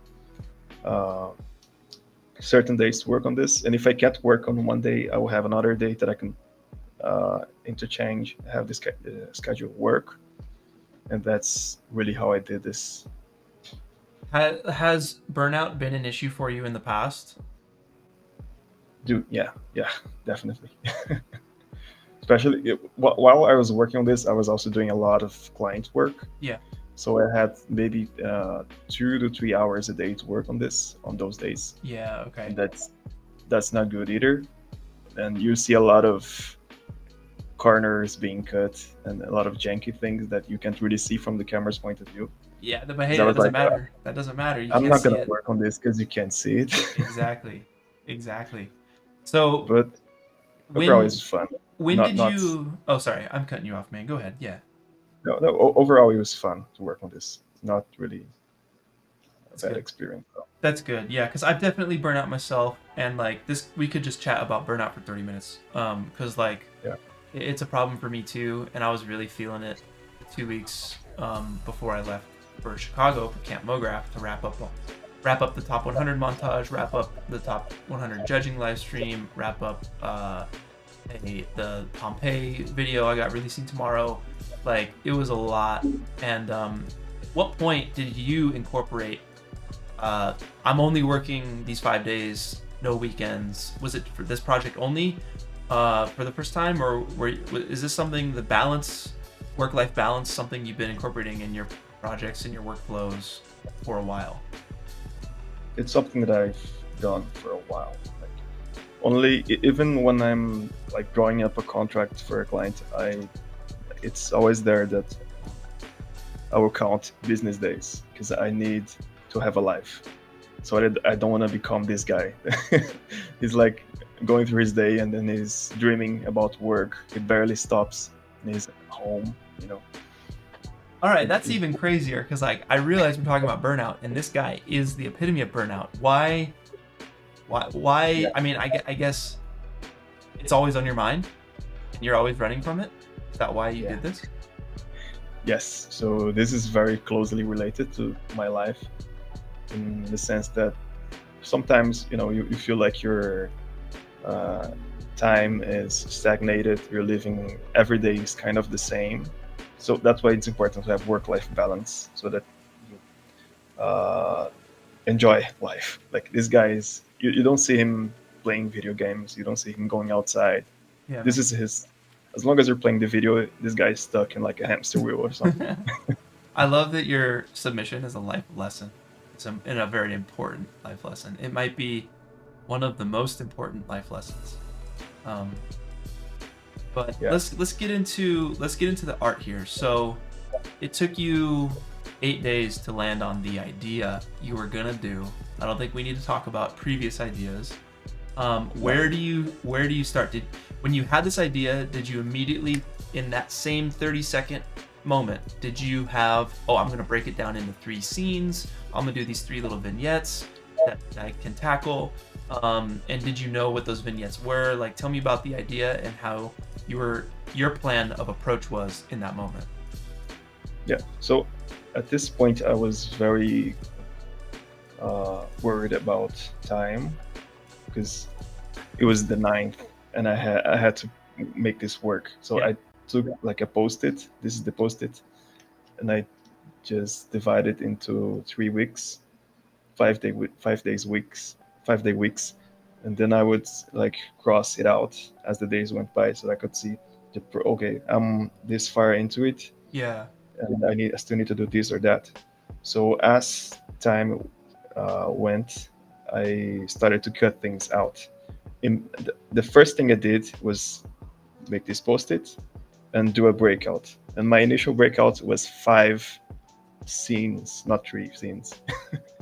So it Wow. would be a lot of environments. And I was like, okay, this is not going to work for 15 days. Immediately, Too you much. were like, that's too much. Immediately. Yeah, but I will show my references because I still wanted to have. Let me go on.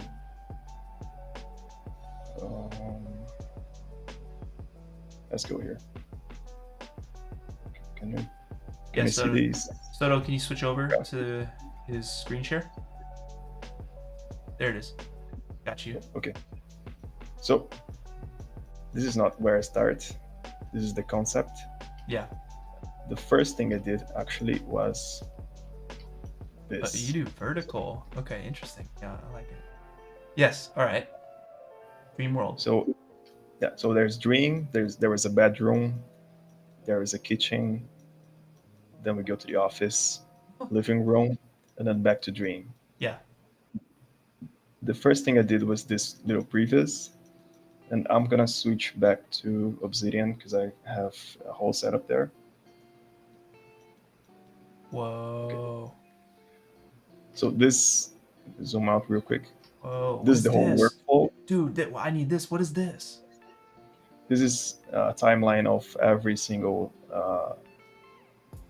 Is that project tracker or something, or what is this? No, I did this afterwards. Yeah. Okay. So I could organize what I was gonna say because time would go by and I would forget things. So going into the first thing I did, I had this idea. I was like walking on a park, and I was like, "Oh my god, I gotta do this." Yeah. I came back and I blocked this out with the 5 scenes because I want to see what's gonna work. This is the 9th, yeah, Friday 9th, and I want to depict the life of a 9-to-5 worker. Yeah. And originally there was a dollar bill that he was chasing, and I threw it away because it was too much information. Okay. And also reference gathering. So I do a blockout and references. Yeah. So I'm gonna go back. I'm gonna show you some of the other rooms right here. And I land on this. This is where I'm starting to play with environments. I see how long each is gonna stay on the screen and what the scene is trying to tell me. Yeah. Okay. So you are trying to go for 5 environments. Yeah. And then Ah. at this point on the 12th, Monday, that's where I cut. You said I did work on weekends. You can see my. Yeah. This is expectation, and this is reality. Yeah. Okay. I did work a little bit on weekends because I had like a lot of client work and things I had to focus on. It did end up being actually 16 days of work. Yeah. So let's continue here. I'm gonna switch back to PureRef. Yeah. So okay, I had this block out 5 scenes, and I wanted color to be important in storytelling and making the transitions feel more emotional. Yeah. So I have a huge reference board. I just threw everything there, and I decided, okay, I'm gonna align these colors with the environments and see what's gonna go where. So I land on purple for dream, green / yellow for the office, and blue for the living room. Perfect. It's Can you hear me? perfect. Yeah, I can hear you. Okay, good, awesome. And I have a lot of references from music videos, TV series, and movies in general. And there's 3 pieces that really inspired me to do this conceptually. Yeah. Secret Life of Walter Mitty, Severance, and The Truman Show. Yeah. And this is one of the images that came to mind when I was on a walk. I was like, oh my God, I got it. This is like stuck to my memory. This movie is so good. I need to see it. It's always been on my list. I do recommend it. Yeah, it's really good. Severance as well, stylistically, I would say. This is the Emmy-winning opening credit animation by Oliver Latta. It's crazy good. I need to see And it. It's on the list. Yeah. Add it to the list. It looks great. This is like, it's not photorealistic or hyper-realistic. I wouldn't say it's too stylized either. It's like his own style, and I really love it. I wanted to do something like this because it falls into my, I would say, computer power budget. Like yeah, I it's see. what I can do. Respects, yeah. The Truman Show is also a good reference for like a guy is trying to escape the machine, and he's stuck on some kind of life that is not exactly his. Yeah. These ones, I think this is HBO something. I should have written the titles. God, Enter the Void. These are like things that came to mind that look like a movie set or a theater set. Yeah. And I will show you so you can see like the environment is really set up to be seen from that point of view, and that was a big thing for this challenge for me. Yeah, I see what you're saying. They're little boxes. They're little like windows into someone else's life versus like you're only seeing it from that angle. I like that a lot. That's fun. Yeah. So let's jump into Obsidian. Okay. How long do you have? We have about like 15 minutes. Oh, we're good. Yeah. Because I want to show the scenes. So over here, I do conic perspective compensation. I will talk about that. I start on the office set instead of starting on the dream. So he's escaping from the office into the dream. Yeah. I do a shirt simulation on Marvelous Designer, and I start to play with the lightings. And also I threw a little pile of papers falling down. This is still blocking. Yes. And if you want to split a scene into 3 different scenes, one thing that you gotta keep in mind is the camera. Like you can't be like animating the camera separately. It has to be the same camera animation. So you can see like I'm still blocking, and very early, like on day 5, I'm doing the camera animation ready to split into different scenes. Yeah. I do a little bit more lighting and finishing up the environments. And on this point, on the 15th, I split the scenes because okay, we're good to go. I can save 3 different files and work on them separately. Yeah. Okay. All right. So you got yourself basically up to the point where you're feeling comfortable with doing that. Everything's kind of in place and set to go on that side of things. Okay. Yeah. Plot sims for the dream sequence as well. I started adding the VDPs for the clouds and setting up the lighting for everything. And I think very late on the production, I just killed the bedroom because it was like taking space from the dream set. Like you can see a lot more of the dream set if I remove the bedroom. Can you go back to the bedroom? Can I see it before you removed it? Right here, yeah. Let's see. Oh, bedroom. Okay. Yeah. Work, living room, dream world. Yeah, like the main place sets here are the office and the dream, and the bedroom was kind of too much. Well, you kind of combined them because like he's on a big bed. Definitely, yeah. That's so smart. Let's see. I don't think there's much else here there's a lot to talk about, but we don't have time.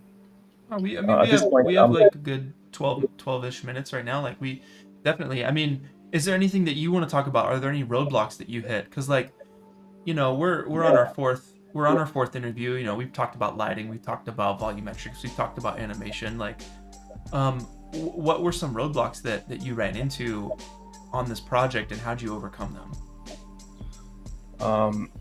I think the biggest one, I was pretty comfortable with the production. The part that really stressed me out was rendering it, because I have like a potato computer, Yeah. and Okay. I thought I was not gonna be able to render it on cycles, even with the render farm. I was wrong about that. It did work out with the render farm. Oh, so you used the render farm. Okay. Dude, yeah, big save there. Cool. I was gonna use Eevee actually to render it out on my computer, and I would render it out multiple times, and it would like either crash or some of the volumes or shadows would go missing. I was very late into the production. I was like, okay, I'm gonna trust the render farm, that it worked out perfectly. I was so glad. Whoa. Okay, that's crazy. So, did you? Okay. How many challenges have you done? Did you say it was 5? Yeah. Okay. Yeah. And they've all been on this computer. Yeah, same computer. Okay.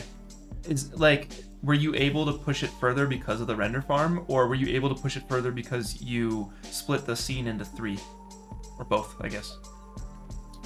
I think it's the render farm. Yeah. Okay. Okay, got you. That's crazy. Wow. I mean, shout outs to the people with the potato computers out there, man. Because you can do it. You can do it. That's awesome. It works. I So love it. let's go through this scene. Oh yeah. After this is just compositing, all that good stuff. Yeah. Okay. I want to talk about compositing a little bit, because Let's go. people will ask, like, how did you merge the scenes together? Yes, let's get into it. Or do you want to go through the scenes first? Yeah, show me how you composited the scenes together. That's a very, I think, a unique element about your render. That might, yeah. So we have 3 main EXRs, one for each scene, and they are RGBA. So there's like transparency, Yes. and I know it starts on 1001. This is where the challenges start. Yeah. But instead, I actually started on 985. Yep. So we start before, so we can do this transition going through the scene. Yeah. At this point, I take this the beginning, and I put it at the end. Yep. And that's how the loop works. So for transitioning things, I just stack them together. Like, the same frame would be on top of the same frame, and the result would be, they would match. I wasn't sure which one is gonna be on top, so I just rendered both with transparency here. Yeah. And this is a transparency transition. On this one, I don't know if it's a match cut technically, but this is the living room scene cutting straight to the dream scene. Yeah. Yeah, so that's And like cutting with the similar motion. It's a wipe still, I guess. I'm trying to see. Yeah. You're using the You wall. know, there's like a magic trick I used to do when I was a kid. Can you see my screen here? Yeah, I face? can see you. Yeah. And the magic trick is like, you take a pen and you do this, and slowly the pen becomes smaller or something. Sure. Yeah. So basically, if you show the end of an object and the beginning of it, your brain fills in the gaps, and that's how this transition works. Like, you can see his feet on one frame, and his hands and his head on the other, and it just looks smooth when you play it. So cool. Yeah, and then it helps that you're like wiping the frame. So if you want to cut back to my screen here, but like you're wiping the frame with foreground objects that cover the whole thing, and It's a the other justified, transition yeah, was- justified wipe. It looks really good. That's all I wanted to show Soto. You can go back to him now. So let's go quickly over the scene. Yeah, let's do it. Because I think the compositing is clear for everyone. So this is office. This is the office scene. Can you see it? Yeah, yeah, totally. I can see it on. Yeah. Just okay. We're back. So one thing that bothers, not really bothering me, but one thing I wanted to change is when I first opened the scene, you can see like the camera is low down, looking up. So one thing that creates is like every vertical line is slightly bent forward like that. Yes. So I wanted them to be not like that. I wanted them to be aligned. So Yes. every vertical line has to be aligned. Yeah. So when you have to fix that, you can either place the horizon like on the center of the frame, but then you move the camera too much and it breaks the flow of the animation. Or you can go over here to Shift Y and like shift the camera around, but that creates distortions, visible distortions. Okay. So the way that I got around that is like everything but the character is slightly skewed forward. And it's like an optical illusion. Yeah, because I can't tell. When you play it, you can't really see it because everything is like the effect is that everything is straight. That's so cool. And you needed that because of the transitions, I guess. I think it helps a little bit with the transitions, but I really wanted all the vertical lines. You can look at the references, like I see. It's just the framing. You wanted that framing. Everything is all the vertical lines are vertical. Yeah. And that's mainly why I did that. Oh, that's fun. Except for the dream sequence. The dream sequence is like perfect conic perspective. There's no problem there. What is conic perspective? Conic, like if you have like 3 points, and wait, that's outside the thing. Perspective lesson. If you have like 3 points and you're looking at a box, it's gonna be like this, right? It's gonna be like this.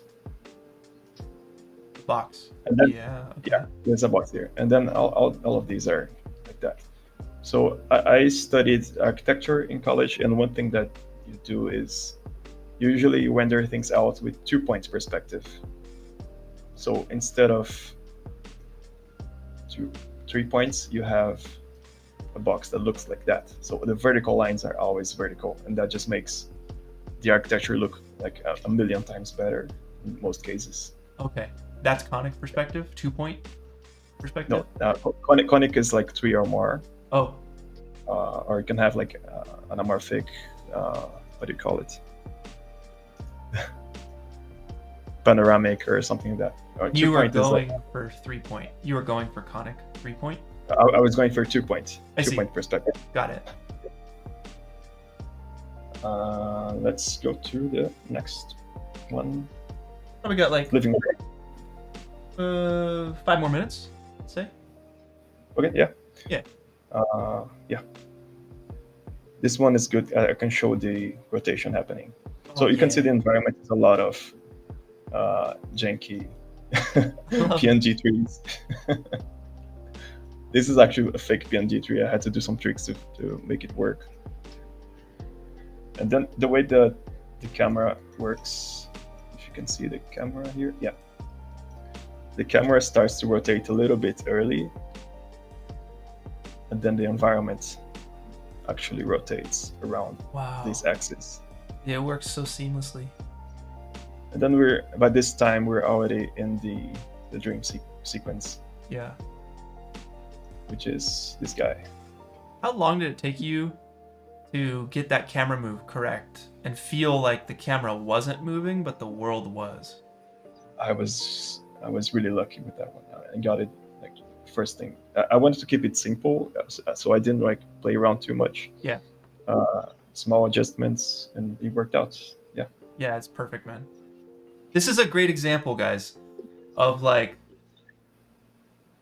this is why we didn't say don't touch the camera. It's because this time around, all the times we said don't touch the camera, don't touch the camera. Technically, you're touching the camera, right? So this would be like illegal in other challenges. But no, it's not, because it's the feeling of it. It's the perception. This still fits. The reason we say don't touch the camera in all the other challenges is because people will touch the camera and they'll move it and they'll just film something over up in the top right corner. No. The reason that don't touch the camera was a rule in the past is because we're just trying to keep all of the animations aligned, keep all the animations uniform and linear and fit it within the montage. It needs to flow. In this case, this is a perfect example, Pedro here, where he's touching the camera, but it's not breaking the flow of the template.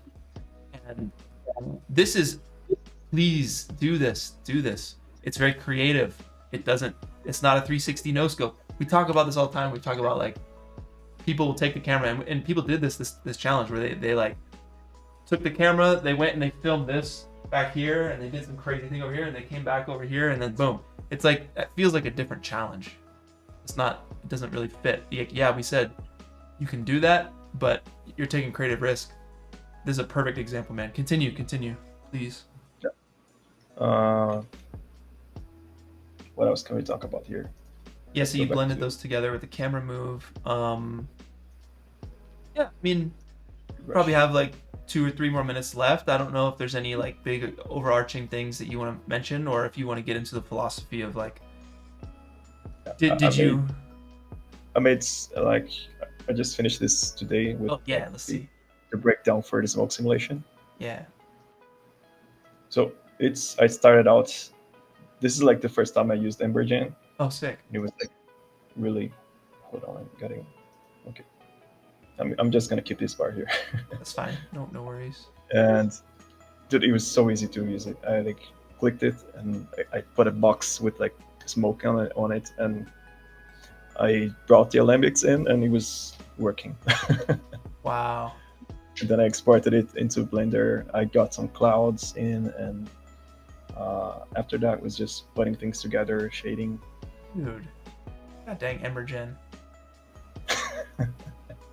Yeah, it's so good, really cool. Man. That's awesome that it works so smoothly. I rarely use it. I just touched Geogen. I hadn't had a project to like really dive in and use it. So this was new to you on this project. How much time did you spend with Embergen in like your 15 days? Was it just a day of Embergen or less? I think it was less than an hour, honestly.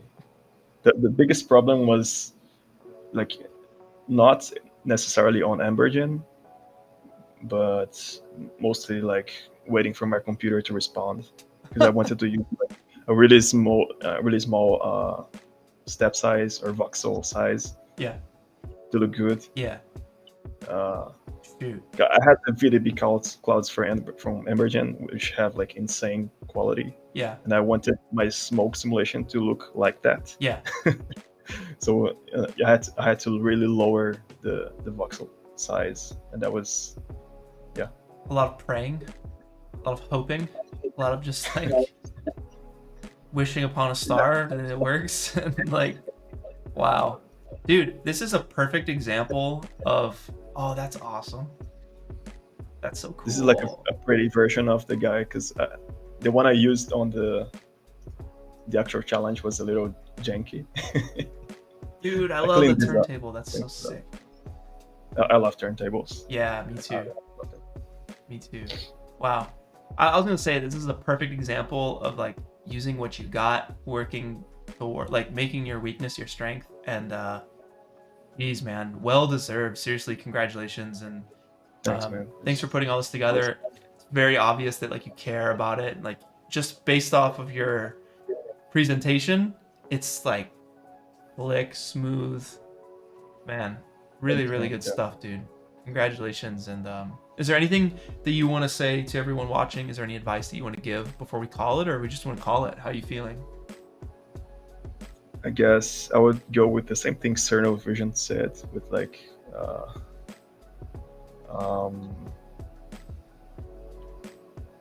try to take advice from other people, and not take the advice too seriously either. But you gotta accept criticism. But my biggest advice would be clear your head, go on a walk, live your life a little bit. Don't become this guy. It's a warning. This render is a warning for all of us artists out there. It's a cautionary tale. Yeah, man. I've fallen into that pit many times, and it sucks. And yeah, no fun. No fun. No fun at all. Yeah, live your life. Nico said when I left Corridor, they all gave me a piece of advice, and Nico's piece of advice was go out, live life, get inspired by life, because you don't get inspired by working, you get inspired from life. Yeah, so it's a good one. That makes sense. All right, man. Pedro, we'll let you go. Thank you. Have a great weekend. Congratulations, and I'll see you around, man. I'll see you in that chat. Yeah. You too. Yeah, I'll keep watching the other guys. Cool. Yeah, we got one more. Let's switch on over, Sotomonte. See you, Pedro. It's Aiman. What's up, Aiman? Yo, hello. What's Can you hear good? Yeah, I can hear you. Can you hear me? Sweet. Yes. All right, let me get your render queued up. Bam. Oh, so crazy. Congratulations, man. Seriously, congratulations on first. And Thank you so much. It's crazy. Like, it's probably a clerical error, but you know, we're rolling with it, and I'm happy. So. Nah, man, we all loved it. You know, always with the judges, it's subjective, and different judges will pick a different top 5, different order, whatever, you know, but it lined up with the 3 of us perfectly. So congrats, man. You killed it. And Thank you. yeah, there's just so much going on with this render. The photorealism is great, the animation's great, the cloth sims are great, the lighting's great, it's insane. But then there's also the story. It really comes down to story for me. And you nailed it. There's all these subtle little tricks and things going on. Maybe there's some stuff that we didn't catch on the stream that are still hidden and still yet to be revealed. But dude, great work. So where are you from, and how long you been doing 3D? Yeah, so I'm from Malaysia, and I actually checked my Instagram like when I got serious with 3D. I did my first donut tutorial in like 2021. Oh my god. Wow. Well, yeah, but the thing is, like, I have like a long history with VFX. Like, I started, I think we talked about this a little bit, like I was inspired by your stuff and like Corridor Digital and like Freddie Wong stuff like in 2010. Yeah, and then like I started like writing and directing my own shorts, and then find out that like I like to write action and sci-fi stuff, so I had to learn After Effects. Yeah. Which is kind of like Kramer, I guess Video Copilot. Yeah. I guess it's like opposite of you. Did you started with VFX, or like you started to fall in love with VFX and then you shot stuff to do that, right? Yeah, exactly. I started doing VFX stuff.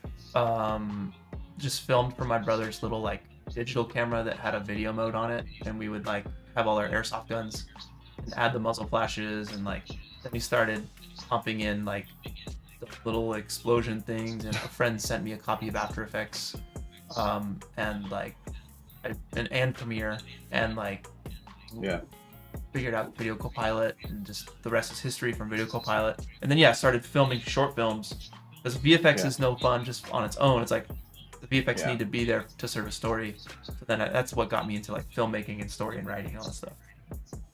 Yeah, same. We all used that Action Essentials pack from Video Copilot. Yeah.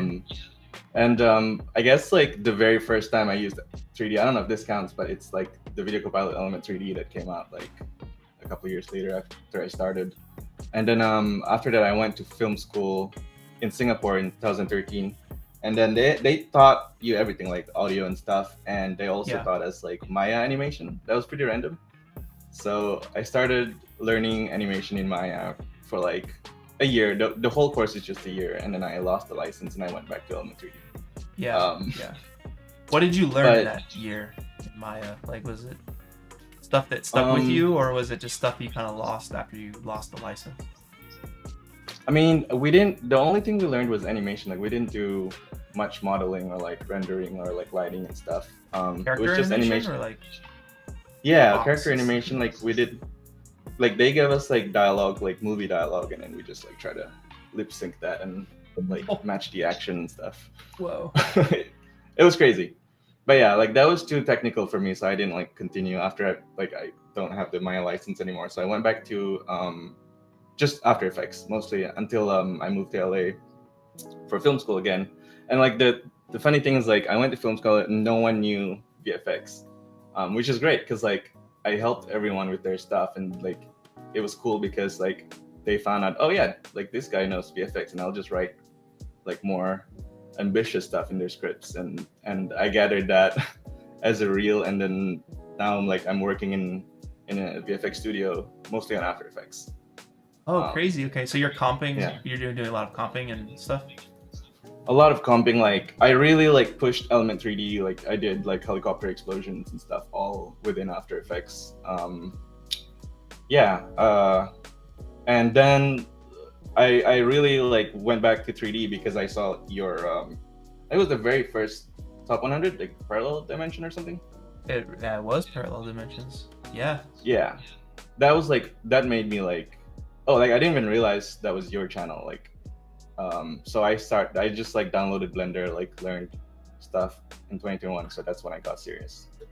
That's crazy. Okay. Yeah, for sure, man. Wow.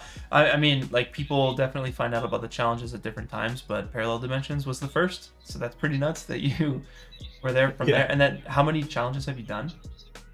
Oh, I wasn't good for a while, and like I wasn't ready, but I really wanted to join, so I did Boss Fight. I think that was the first one. Sick. Yeah, That was a fun one. I liked that one a lot. That was great. that was a fun one. Yeah. Sweet. All right. Did you make top 100 in Boss Fight by chance? I don't think I was close. I mean, I'd want to show it like towards the end of the stream, like because For I sure. learned so much from like the challenges. But yeah, it was still fun to make. So Yeah, that's great. So let's get into the art here. So like, where did the idea come from for you, and at what point in the challenge did the idea hit? yeah, I saw the announcement. I think the first day, and then I saw the template, and I was like really drawn with the running one because that like I was really excited because that's my wheelhouse. Like Boss Fight with the slow-mo, like I wasn't really sure what to do with it, and then Eternal Ascent was like a pretty slow vibe, like but for this one, like it's in my wheelhouse. Like I shoot a lot of action stuff and like I like chaos. Yeah. So I think like I thought of, I can't really remember exactly like how I thought of the idea, but like I think I started with character first, and then I was trying to think of like what's the best, like most desperate motivation for her to like to go from like point A to point B. Yeah. And I thought of like a mom was like chasing after her daughter that's being kidnapped. And like I didn't realize this, but like I remember now, like after I thought of the idea, like, oh, I could like this is like pretty personal for me because like when I was 6, I was almost, well, it was probably like a much smaller scale, but like I was almost probably abducted, like when I was in Manila with my mom, like I was waiting for her in the restaurant and some dude like grabbed my wrist and then like pulled me for a little bit, but then like a few other like guys came and then he just like let go. But I don't know if that was like he was just playing or I was a little bit scared. That's not just playing. That's so creepy. Dude, that's so creepy. I have a 2 roommates that I lived with. They had a situation where they were almost abducted, and they were older. I don't know. They were kids, but like they almost got into this person's van. Oof. Yeah, I'm like, oh my god, that's like staring on the edge of a pit, and you're about to drop off the pit, like never be seen It's again. just traumatic. Yeah. That's crazy. So all right, so yeah, that's nuts. Did you connect those two, that memory and this idea, when you had the idea, or was it like later that you realized that? I realized it when you gave us the questions I was trying to come up with why I came up with this. So like yeah, I just like remembered that moment. Crazy. Yeah. Okay. All right. So then did you know it was like a hospital like with powers abduction, or did you have it? Was it just like in a neighborhood or something? I think I had it hospital early on because of the references that I had. Because I really wanted to do it in a hospital just because of the I wanted like tight hallways. Because I wanted to take advantage of like the camera movement from left to right and like trying to make things feel quick. very fast. Yeah. Yeah. If it's open, it's tough. Yeah. Okay. All right. Sweet. Other inspirations and references, like, I guess a little bit of Last of Us, a little bit of Terminator, a little bit of Akira. Yeah. Like a lot of people mentioned Last of Us. I wasn't really thinking about it, but it makes a lot of sense. Like I played that game so many times. A lot of people mentioned Inside too because of the camera. Yes. I did think about that Terminator 2 scene like in the hospital when T-1000's like chasing after her. That was like, that's pretty close to this, I think. Yeah. I mean, we can like pull out my Soto, do you want to switch over notes to the references and stuff? So yeah, you come up with this idea, you have your references, sweet, looking nice. Yeah. So I actually started on week 2 because like August was like really packed for me. I didn't even know that I was gonna do it, do this challenge. Like I was working. I mean, I had full-time job and I had like freelance stuff and like I was doing a lot of paperwork for my green card. So like it was like I don't. But then like I like the idea so much that I just like let's just do it. Let's just quickly do it. Yeah, so I just pulled references of stuff that was in my head, and I always go back to this, even when I'm like shooting my own short films. Like I always go back to this like Arrival.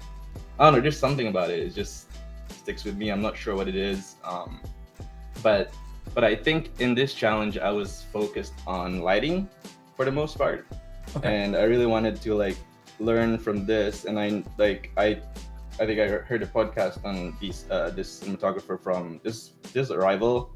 And his cinematographer is Bradford Young, and his style is like whatever that's not in camera, like he tapes everything black, or, like FNEGs, and like so you get this really cool like mysterious contrast in almost every shot, which is cool. I love have that you moody stuff. used Shot Deck before? Oh yeah, for sure. Shout out to my boss Alex. I used his account for this, but yeah, it's really cool. He finds out. It's right really now, cool. What? Yeah. What? You hacked into my account. But yeah, it's great. Like I used Midjourney for my first challenge, and I found that like I have nothing against it. Like I think it's valid for artists to use it, but like for me, like I put in my prompt and it looked so good that like I forgot what my first idea was, and then I just like became a slave to like what the Midjourney prompt was. So I just like I try to like avoid using a lot of reference, and then just love it. Yeah, just try to get what was in my head.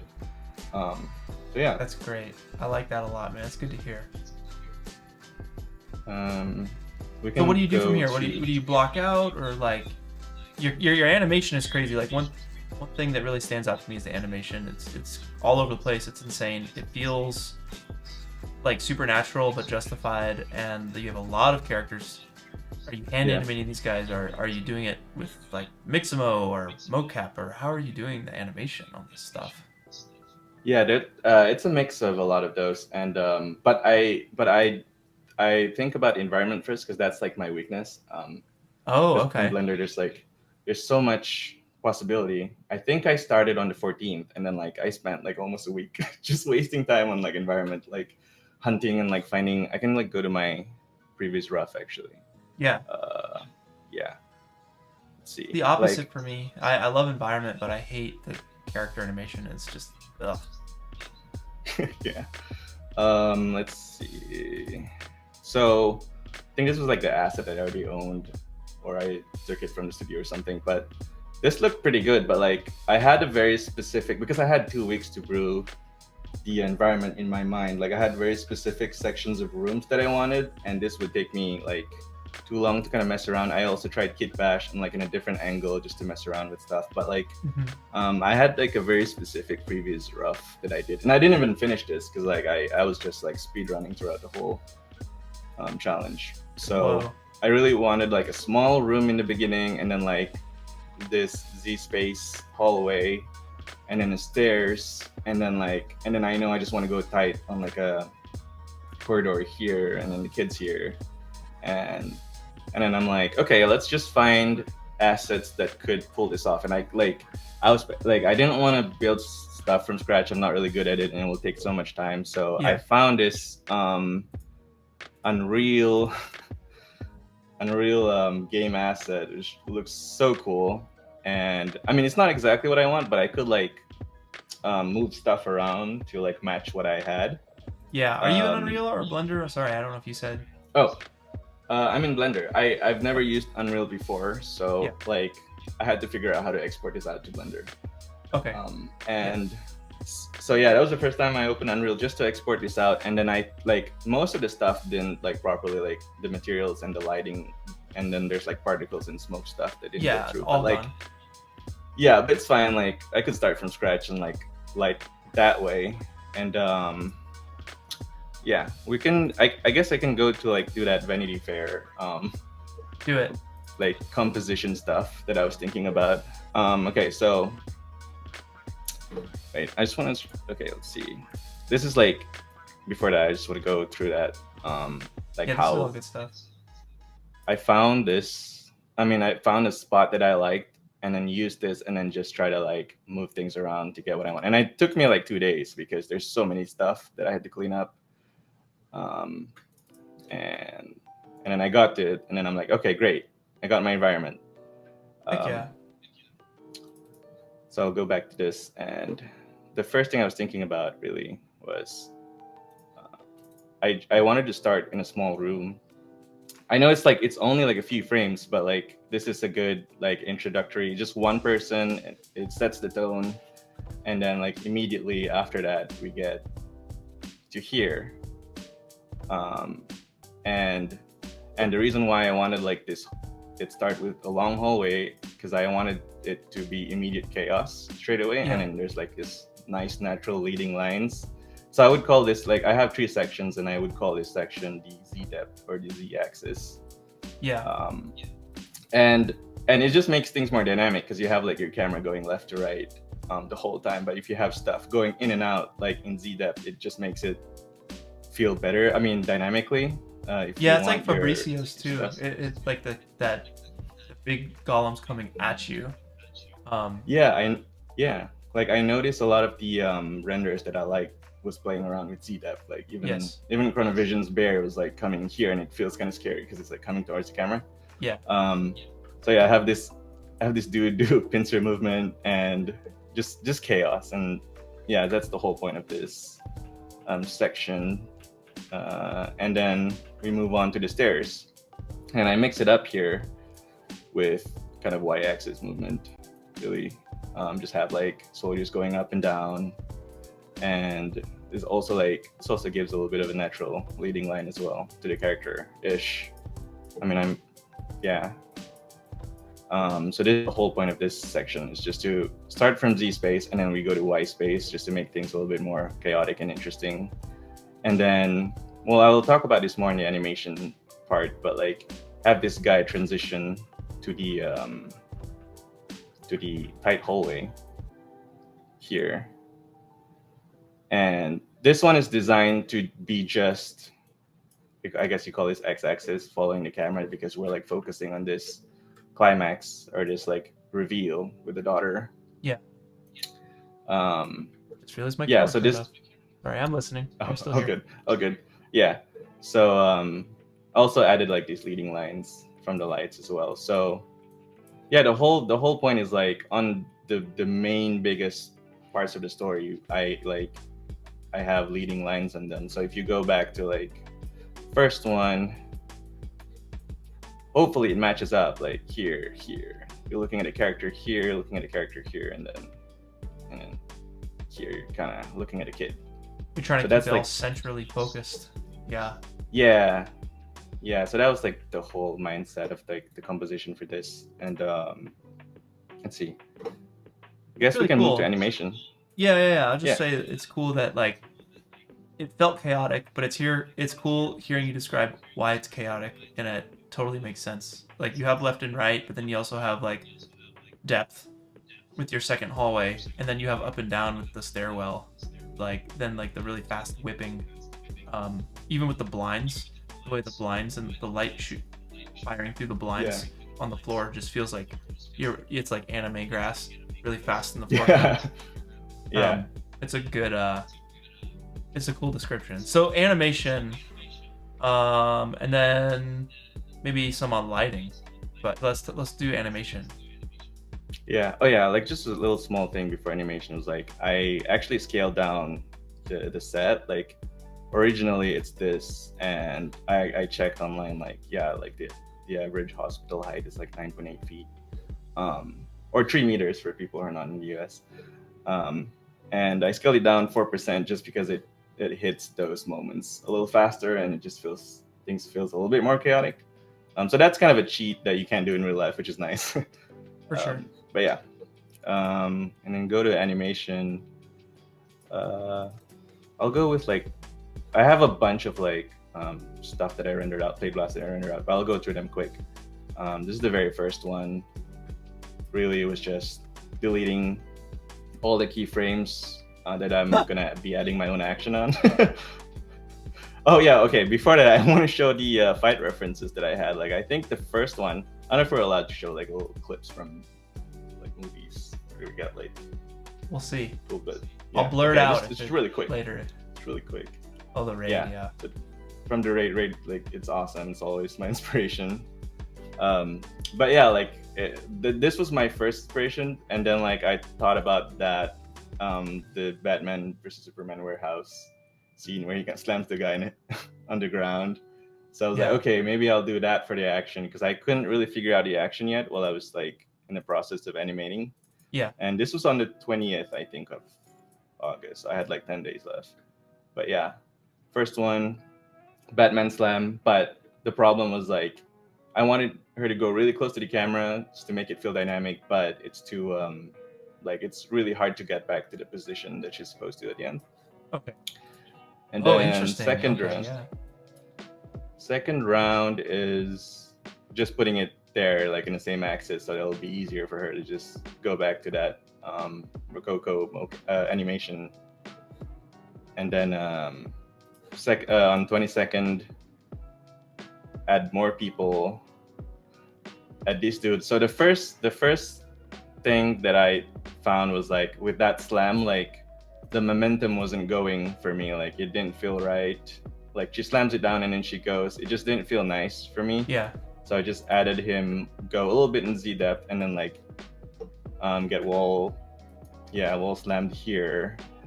Because technically for me, like, the character was not really superhuman. So I had that just, and then on the next day, on 23rd, I had more people, and then these two characters are added. Oh yeah. Story characters. Story characters, yeah.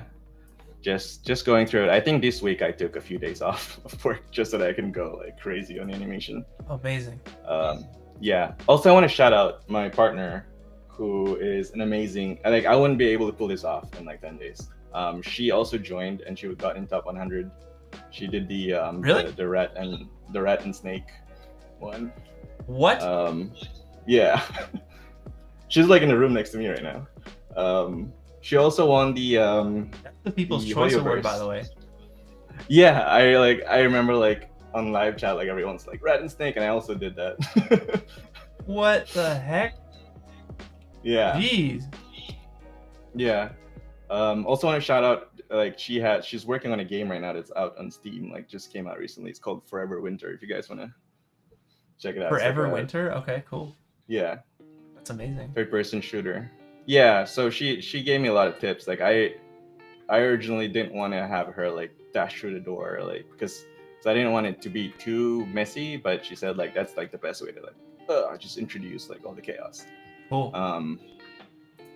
24th. Yeah, this is where I'm like, Let's just have her be superhuman and just throw it, because it just feels so good. It just feels really nice for the eyes. It's creepy. It's scary. Yeah. Like, and like, you know, like try to get your eyes to look here, and then like it snaps back to her and just feels. This was like the hardest part for me, like to nail. And this part is kind of like that Michelangelo painting, where it's like the hands touching. Yeah. So there's like a bunch more days on the 25th of August. I think this was just adding more of this like stuff to interact, just to feel more chaotic. Yeah. So then, are you hand animating all this, or are you like pulling just Mixamo animations that happen to work and you're piecing them all together? Like, yeah, these are so this stuff that these characters are hand animated, and the rest of the guys are Mixamo. Like all of these guys are Mixamo. Jeez. The hand animation is always impressive because like it's really hard. It takes a long time, and it takes a long time to get it feeling right. Yeah, that's like peak stress for me, just nailing all this. And the last thing that I was animating was the guns that are like kind of tracking her, and it like to make it feel natural is just like track to the characters that are holding it, and like even when they're off screen, it's still following that walking movement, so that the flashlight's still like doing that wobbly effect. Oh, because they're light sources. When it's tracking. Yeah, they're the light source. That's right. Okay. Yeah. Which also added to the chaos. Like the lights flashing like crazy. And it made it feel really scary the way you have the lights on her in the middle of the frame in the stairwell, and it's like a spotlight. It's like and it kind of blows out. It's so creepy. Yeah. And like I didn't choreograph everything to perfection. I just like let it happen to where the character would go. So it's just like stuff that I don't like want to control. Yeah. So I can go to lighting real quick. So yeah, let's do lighting. Yeah. I was gonna say, let's see. Got about 10 minutes left. Okay. The way that I want to light, I like to light in 3D is like how I would light. I mean, you probably relate to this like in real sets. Yeah, for like sure. Just use minimum amount of lights. I know like some 3D artists and their work looks like absolutely beautiful, but they like, and then they use like 50,000 lights in a scene, like have every like object have a light, and like but then my brain can't like comprehend that, like, 'cause I can't do it on set. So I think my way of lighting is like more of like realistic than beauty, if that makes any sense. Yes. And so we'll start with this scene here. I'm just gonna sketch again. This one is by accident. Like I think I just parked the light there, like just temporarily, and then like I look, and then I rendered this still, and then it like looks pretty good. So just we'll go with light, that, huh? and just one light, and then obviously like everything has a negative feel like behind the camera. Yeah. Like with the blackboard. So no bounce light can reach in your scene. You're blocking. It's a black void minus that one light. Yeah, it's like just a big giant plate, like a bunch of it, like around the scene that's hidden. Like for those who are confused, I have like a reference of how that would look like. You know, Absolutely. Like on set, you have like that black cloth behind the camera. Yeah. To add the contrast. Okay, so this first shot, just one light, and then here, I have that flashlight like straight away like highlight her hair. Yeah, I made it white too, so it's easy to like identify that her daughter and her is like related because they both have white hair. Cool. But it also looks nice for the lighting. And here, so creepy. flashlight. Yeah, I like the overexposed effect because I don't know, it just looks crazy. It looks very scary. Yeah. And then here, I thought this like shadow was pretty funny because it looks like that Toy Story toy from like Sid's like spider looking thing. But here I added a fluorescent light, and I just followed like how it would be, like the temperature. I think it's 6,500. Like on Blender you can like add a node called blackbody and then just like set the temperature. And I was just following this graph here that like tells you, hospitals are like in 4,500, but I want it a little bit bluer, so I went 6,005 for the fluorescent lights. Nice. And the flashlight, they're like really blue. I think 9,000. Yeah. 9,000. And I introduced this like red lights to early on. I mean, it looks cool, but like it also like, and this one out here as well, the warm light, so that like when we get to this section, it doesn't feel like it's completely different. Oh, cool. Okay. So a little hint of that. To me, they just read as like the hospital is on lockdown, red alert, emergency mode. Yeah, like this is the only light that like that exported out of Unreal, so like I kept it. It looks cool. Like I wasn't thinking of red light at first. That's funny. Yeah. I love that. And then warm light. I mean, I this is kind of a last minute addition, but I like having a warm light here because it's like, you know, she sees her daughter, so I guess that's kind of like a mise en scene, I guess, of like warmth and daughter. Yeah. But then it's also dark. Like they get into the darkness.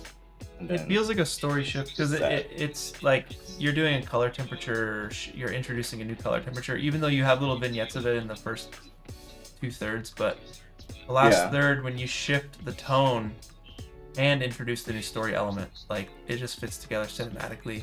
It's nice. Yeah. Thank you. Yeah, like even in comp, like I had the color like keyframed like from blue and then all the way to warm, like slowly. That's cool. Yeah. Oh man, I love it. Yeah. I can go to like simulation real quick if you. Yeah, sure. We got like 5 minutes. Okay. There wasn't really much. Like I only had 3 days left, I think. But the glass wall, I wouldn't really do it this way. Like I used particle system in Blender, and then I used another modifier called explode. And really, it's just taking like that subdivision and like breaking it, and like it doesn't actually look super realistic. And I think it kind of messed my render a little bit because I rendered it out in Alembic to just make it a little bit quicker to render, and I think it already had motion blur that I couldn't turn off, so it was like motion blur on top of motion blur, so it kind of made the squares, yeah, the squares look weird. But it's like, I didn't have time to mess with it too much. I had to move on to like hair simulation as well, and that was a BGen Groom Blender. Yeah, this one I gotta shout out this guy. Like he made hair simulation in Blender a little bit easier. Oh, sick. Okay. And this was like the part that I was most stressed because I don't really have much experience with hair, but he made it super easy with his windows and stuff. Sick. And okay. Yeah. And then Cloth is like marvelous designer, and I gotta shout out my other roommate too, who's a Houdini artist, like an expert Houdini artist, and showed me like how to make clothes from scratch. I just want to point out the daughter one. Wait, let's see. The daughter one, like I had the character that's grabbing her. And like I think I did it too quick, so it intersected with her, and the cloth sim wasn't working. So I just used the donut instead to like replace him to give the same effect for the cloth. And that's smart. Was this your first time? So this was your first time using Marvelous? I used it for Eternal Ascent. That was the first time, I think.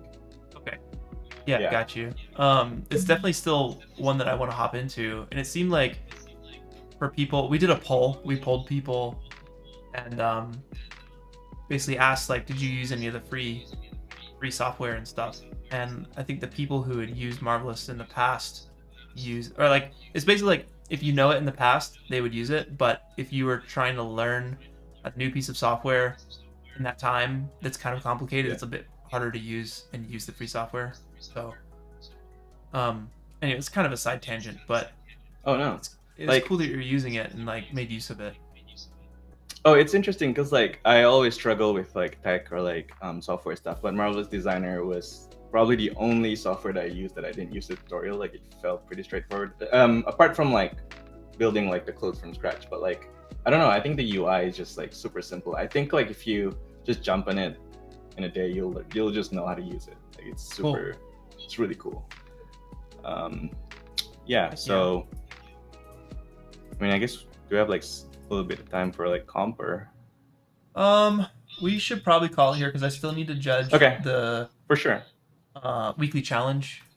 So I do want to get to that. But I do want to say, like, do you have anything that you would want to tell people who want to join these challenges, or any advice to people watching in chat here before we leave? Like, what are some of your takeaways from this challenge? Yeah, I mean, I noticed a lot of people like they joined the first time and then like they expect to be on top 100, and when they don't, like they get really disappointed, which I understand. Like that's what I expected to, and I guess like I could show a little bit of my first one. I stretched. I was so stressed because I was doing so much like new stuff. Like Embergen was the very first time I used Embergen. Very first time I used like cloth in Blender, and like there were so many things. Like I'm like this character is modeled from scratch, and then I think I submitted like 11:59. Like it was, I rendered out in After Effects, and then it was just like rushing. I was so stressed, and I learned a lot from here. Like, and this is not even.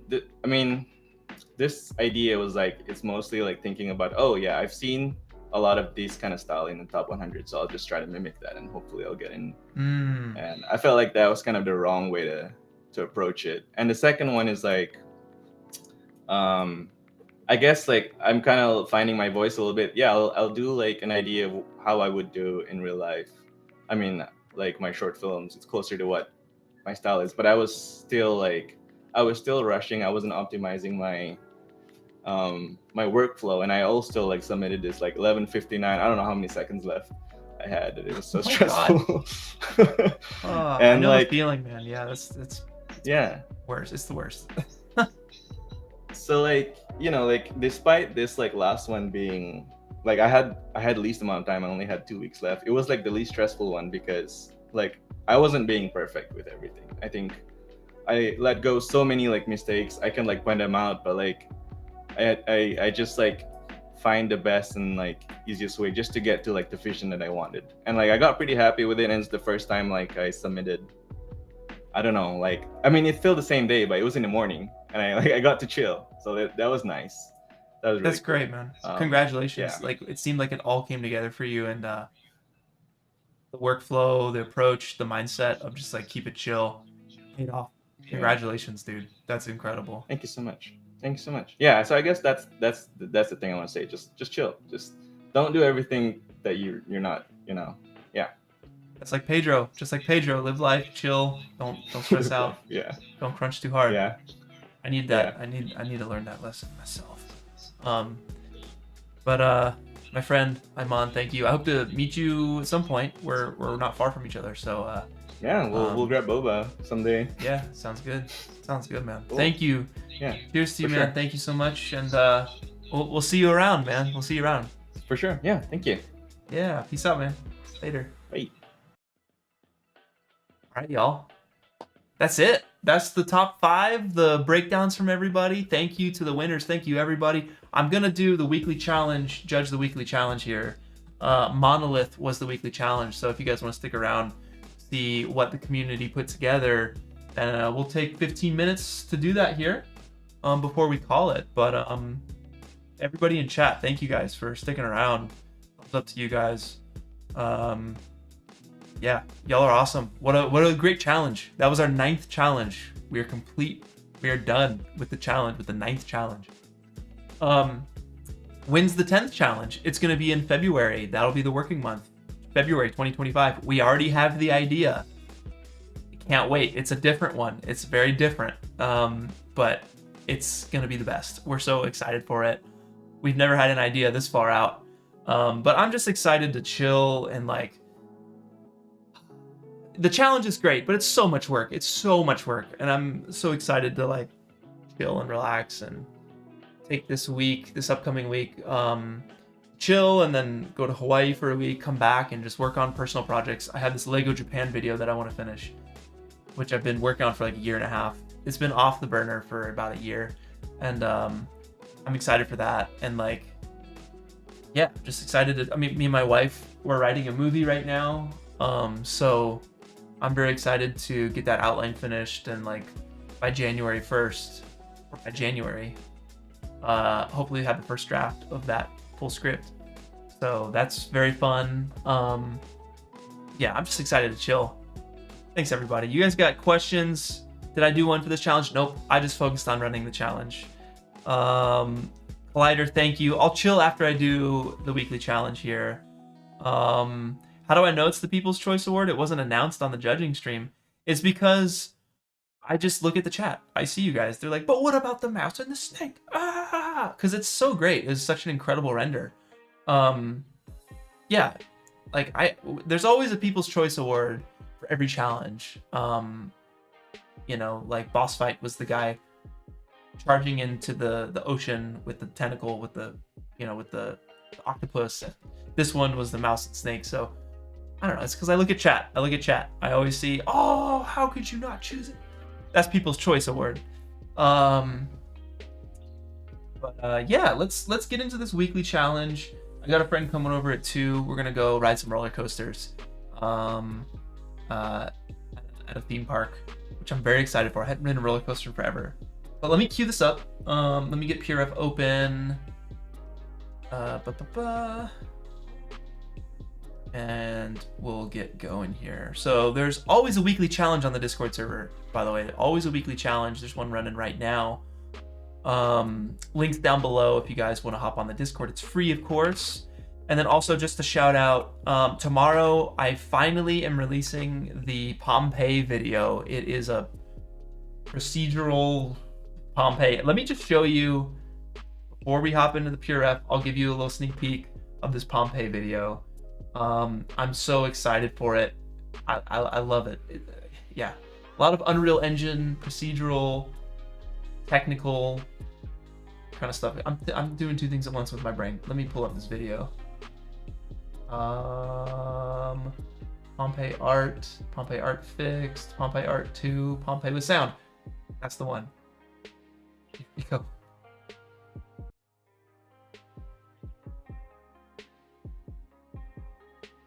So this is all procedural in Unreal. So basically we set up the rules for the environment and then it populates it.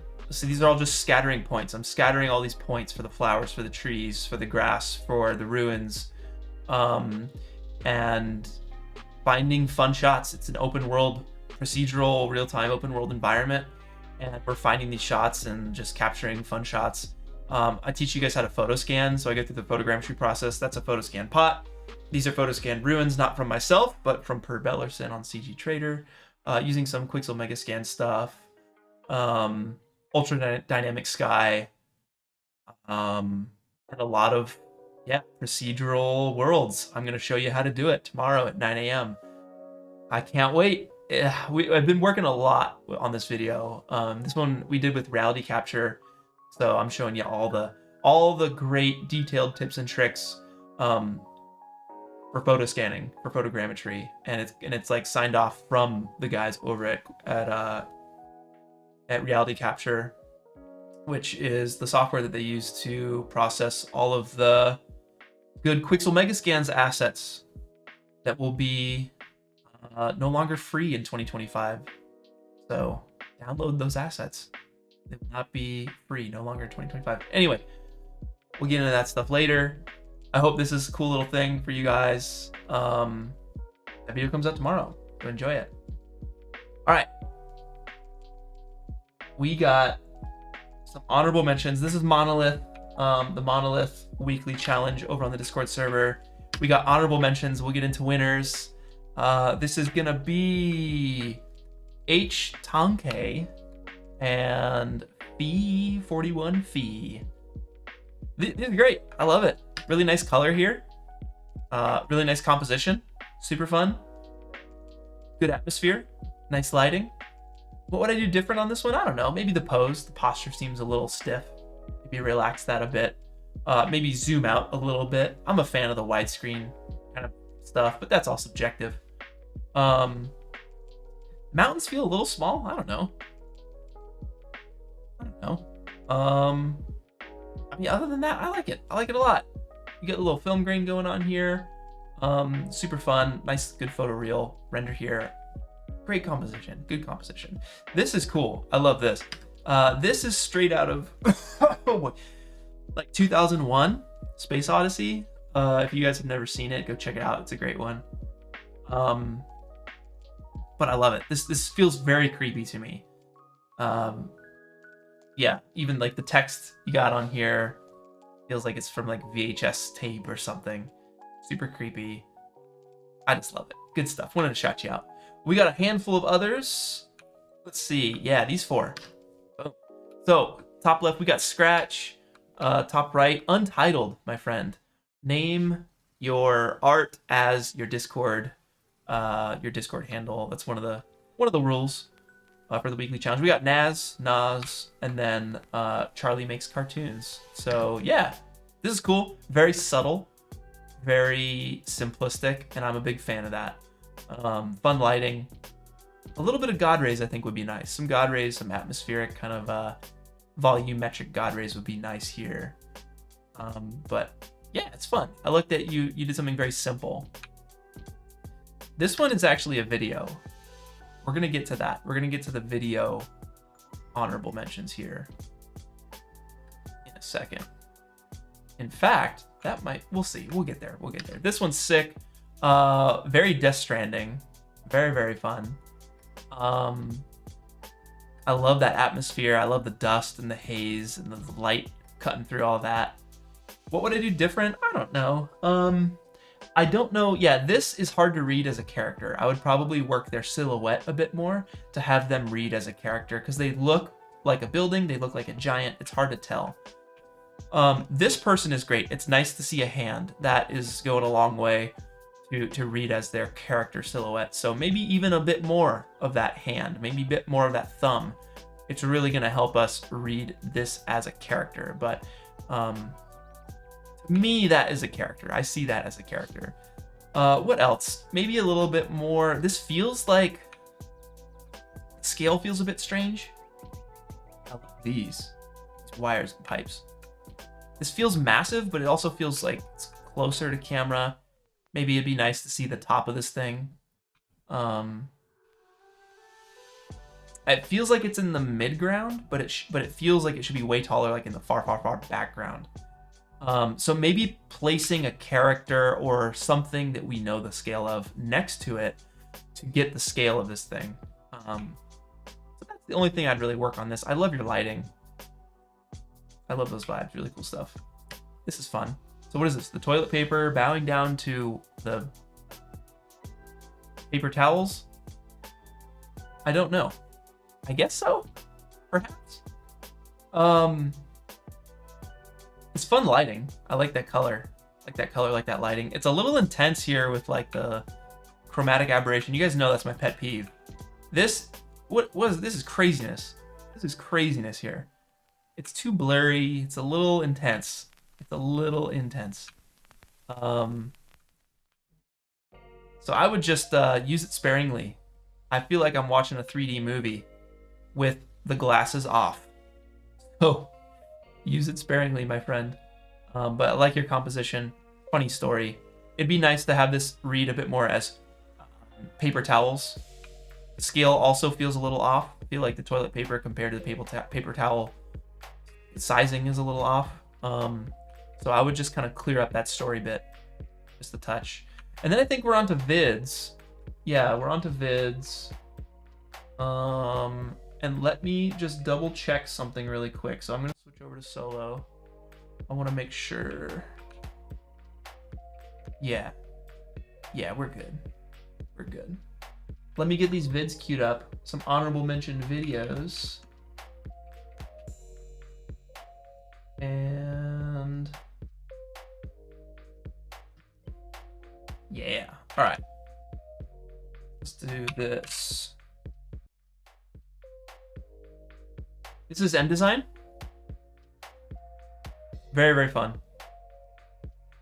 I love that you put together like a little short for this.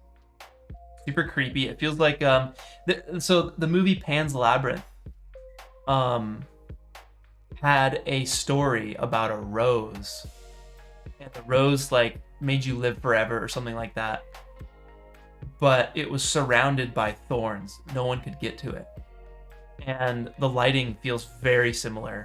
The red, super punchy, contrasty light. This is just sweet, man. I got no notes on this. This is very, very fun. I think the only note I have is it feels a little bit like I don't even know if it's a bad thing, but it feels a little bit like a miniature set with like a Compton background or something.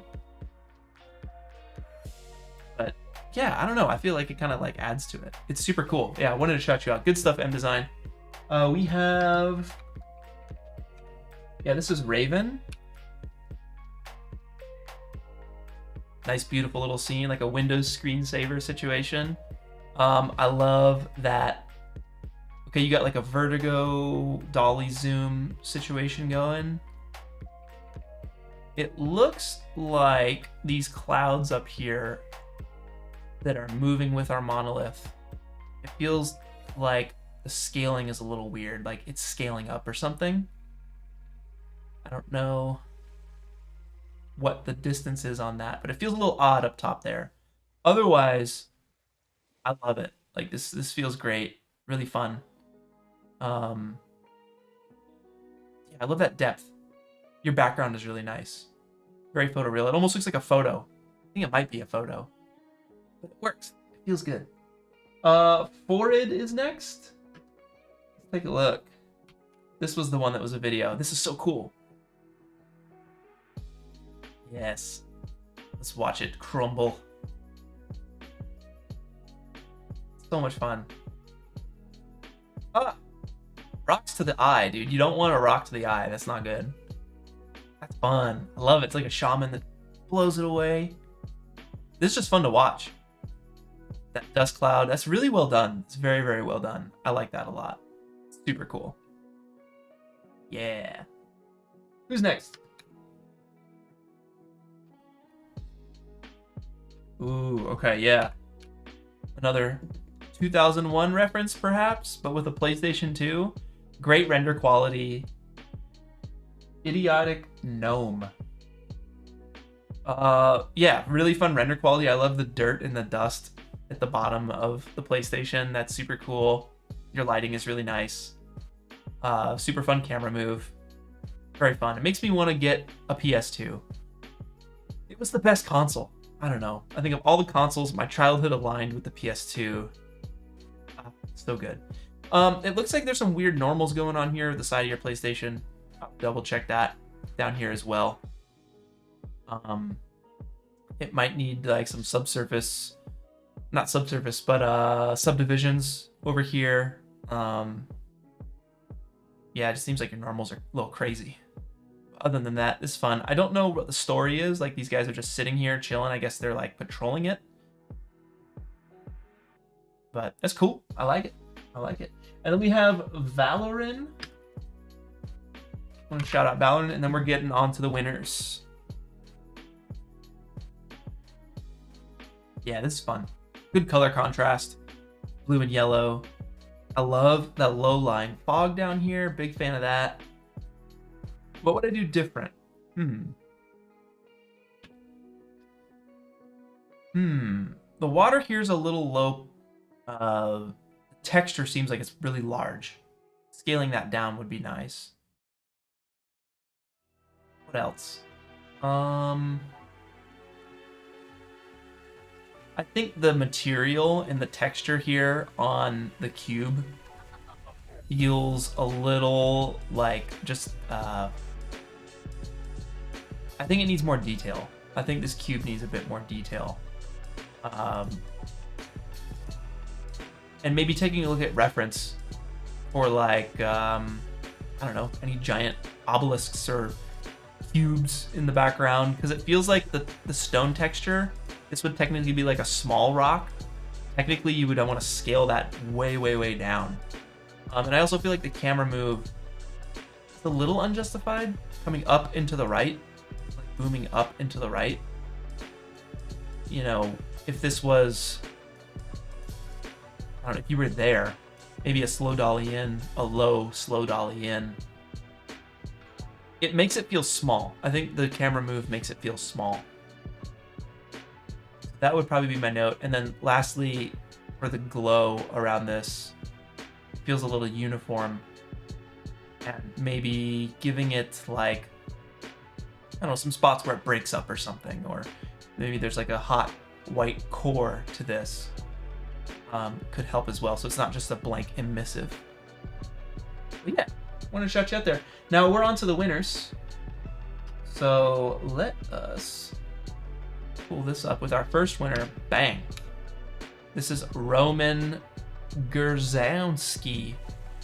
Congratulations to you. I love this. This is very, very fun.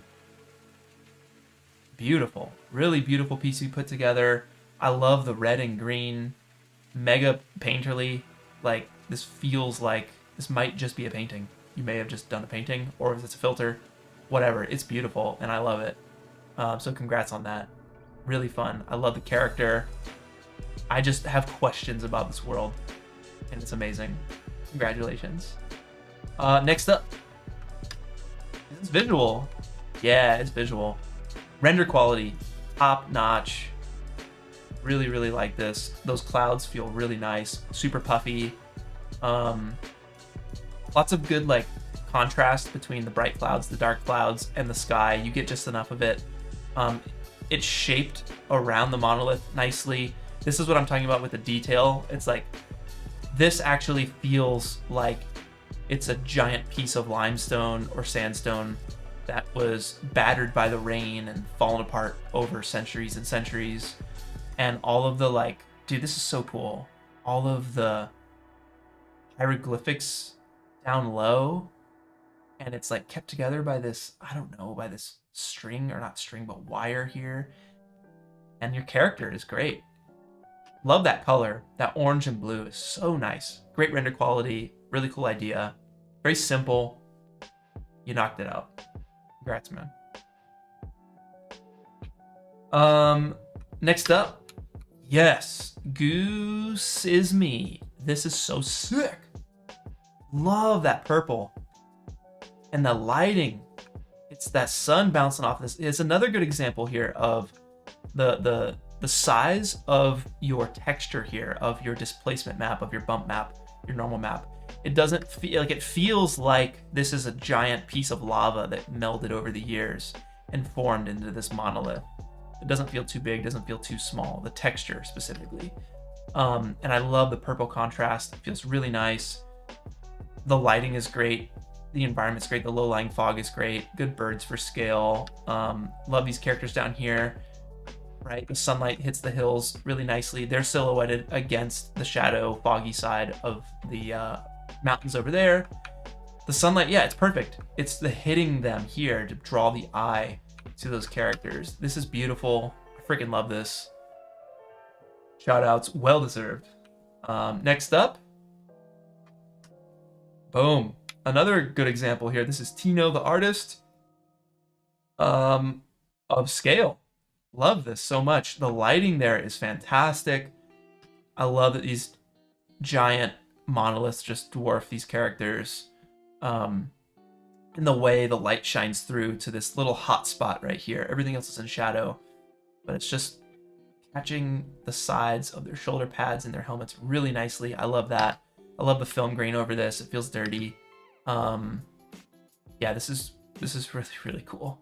Great shape language and composition here. It's simple, feels like a blockout almost, but it's all it really needs to be.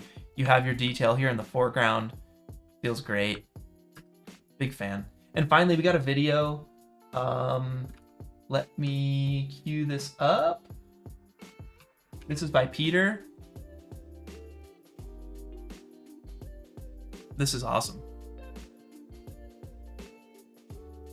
I love this. Really nice scene, really nice composition, great camera move, good reveal, really nice color. I love the intensity of it. Let me just loop it without the title card. Yeah, those trees there feels really desolate and creepy. And the story is like, man, that's terrifying. I don't want to know what's gonna happen after the third monolith rises. I don't like that. I don't like that at all. Soto, you're whispering in my ear. Say that again. What'd you say? Ah, camera's dead. We'll get a little reboot there, but that's it, y'all. That's it. I wanted to shout out these winners. Peter, congratulations. The rest of the winners here, really good stuff. I know I have 2 other weekly challenge situations to judge. I appreciate you guys, your patience. There's only so much I can do. I'm trying to get help with that, guys. I do appreciate it. I'm gonna figure something out there. But congrats to the Monolith, honorable mentions, everyone who participated in the weekly challenge. It's running right now. Go check it out. And let's switch over. Let's get this camera back and let's switch on over and close this stream out, y'all.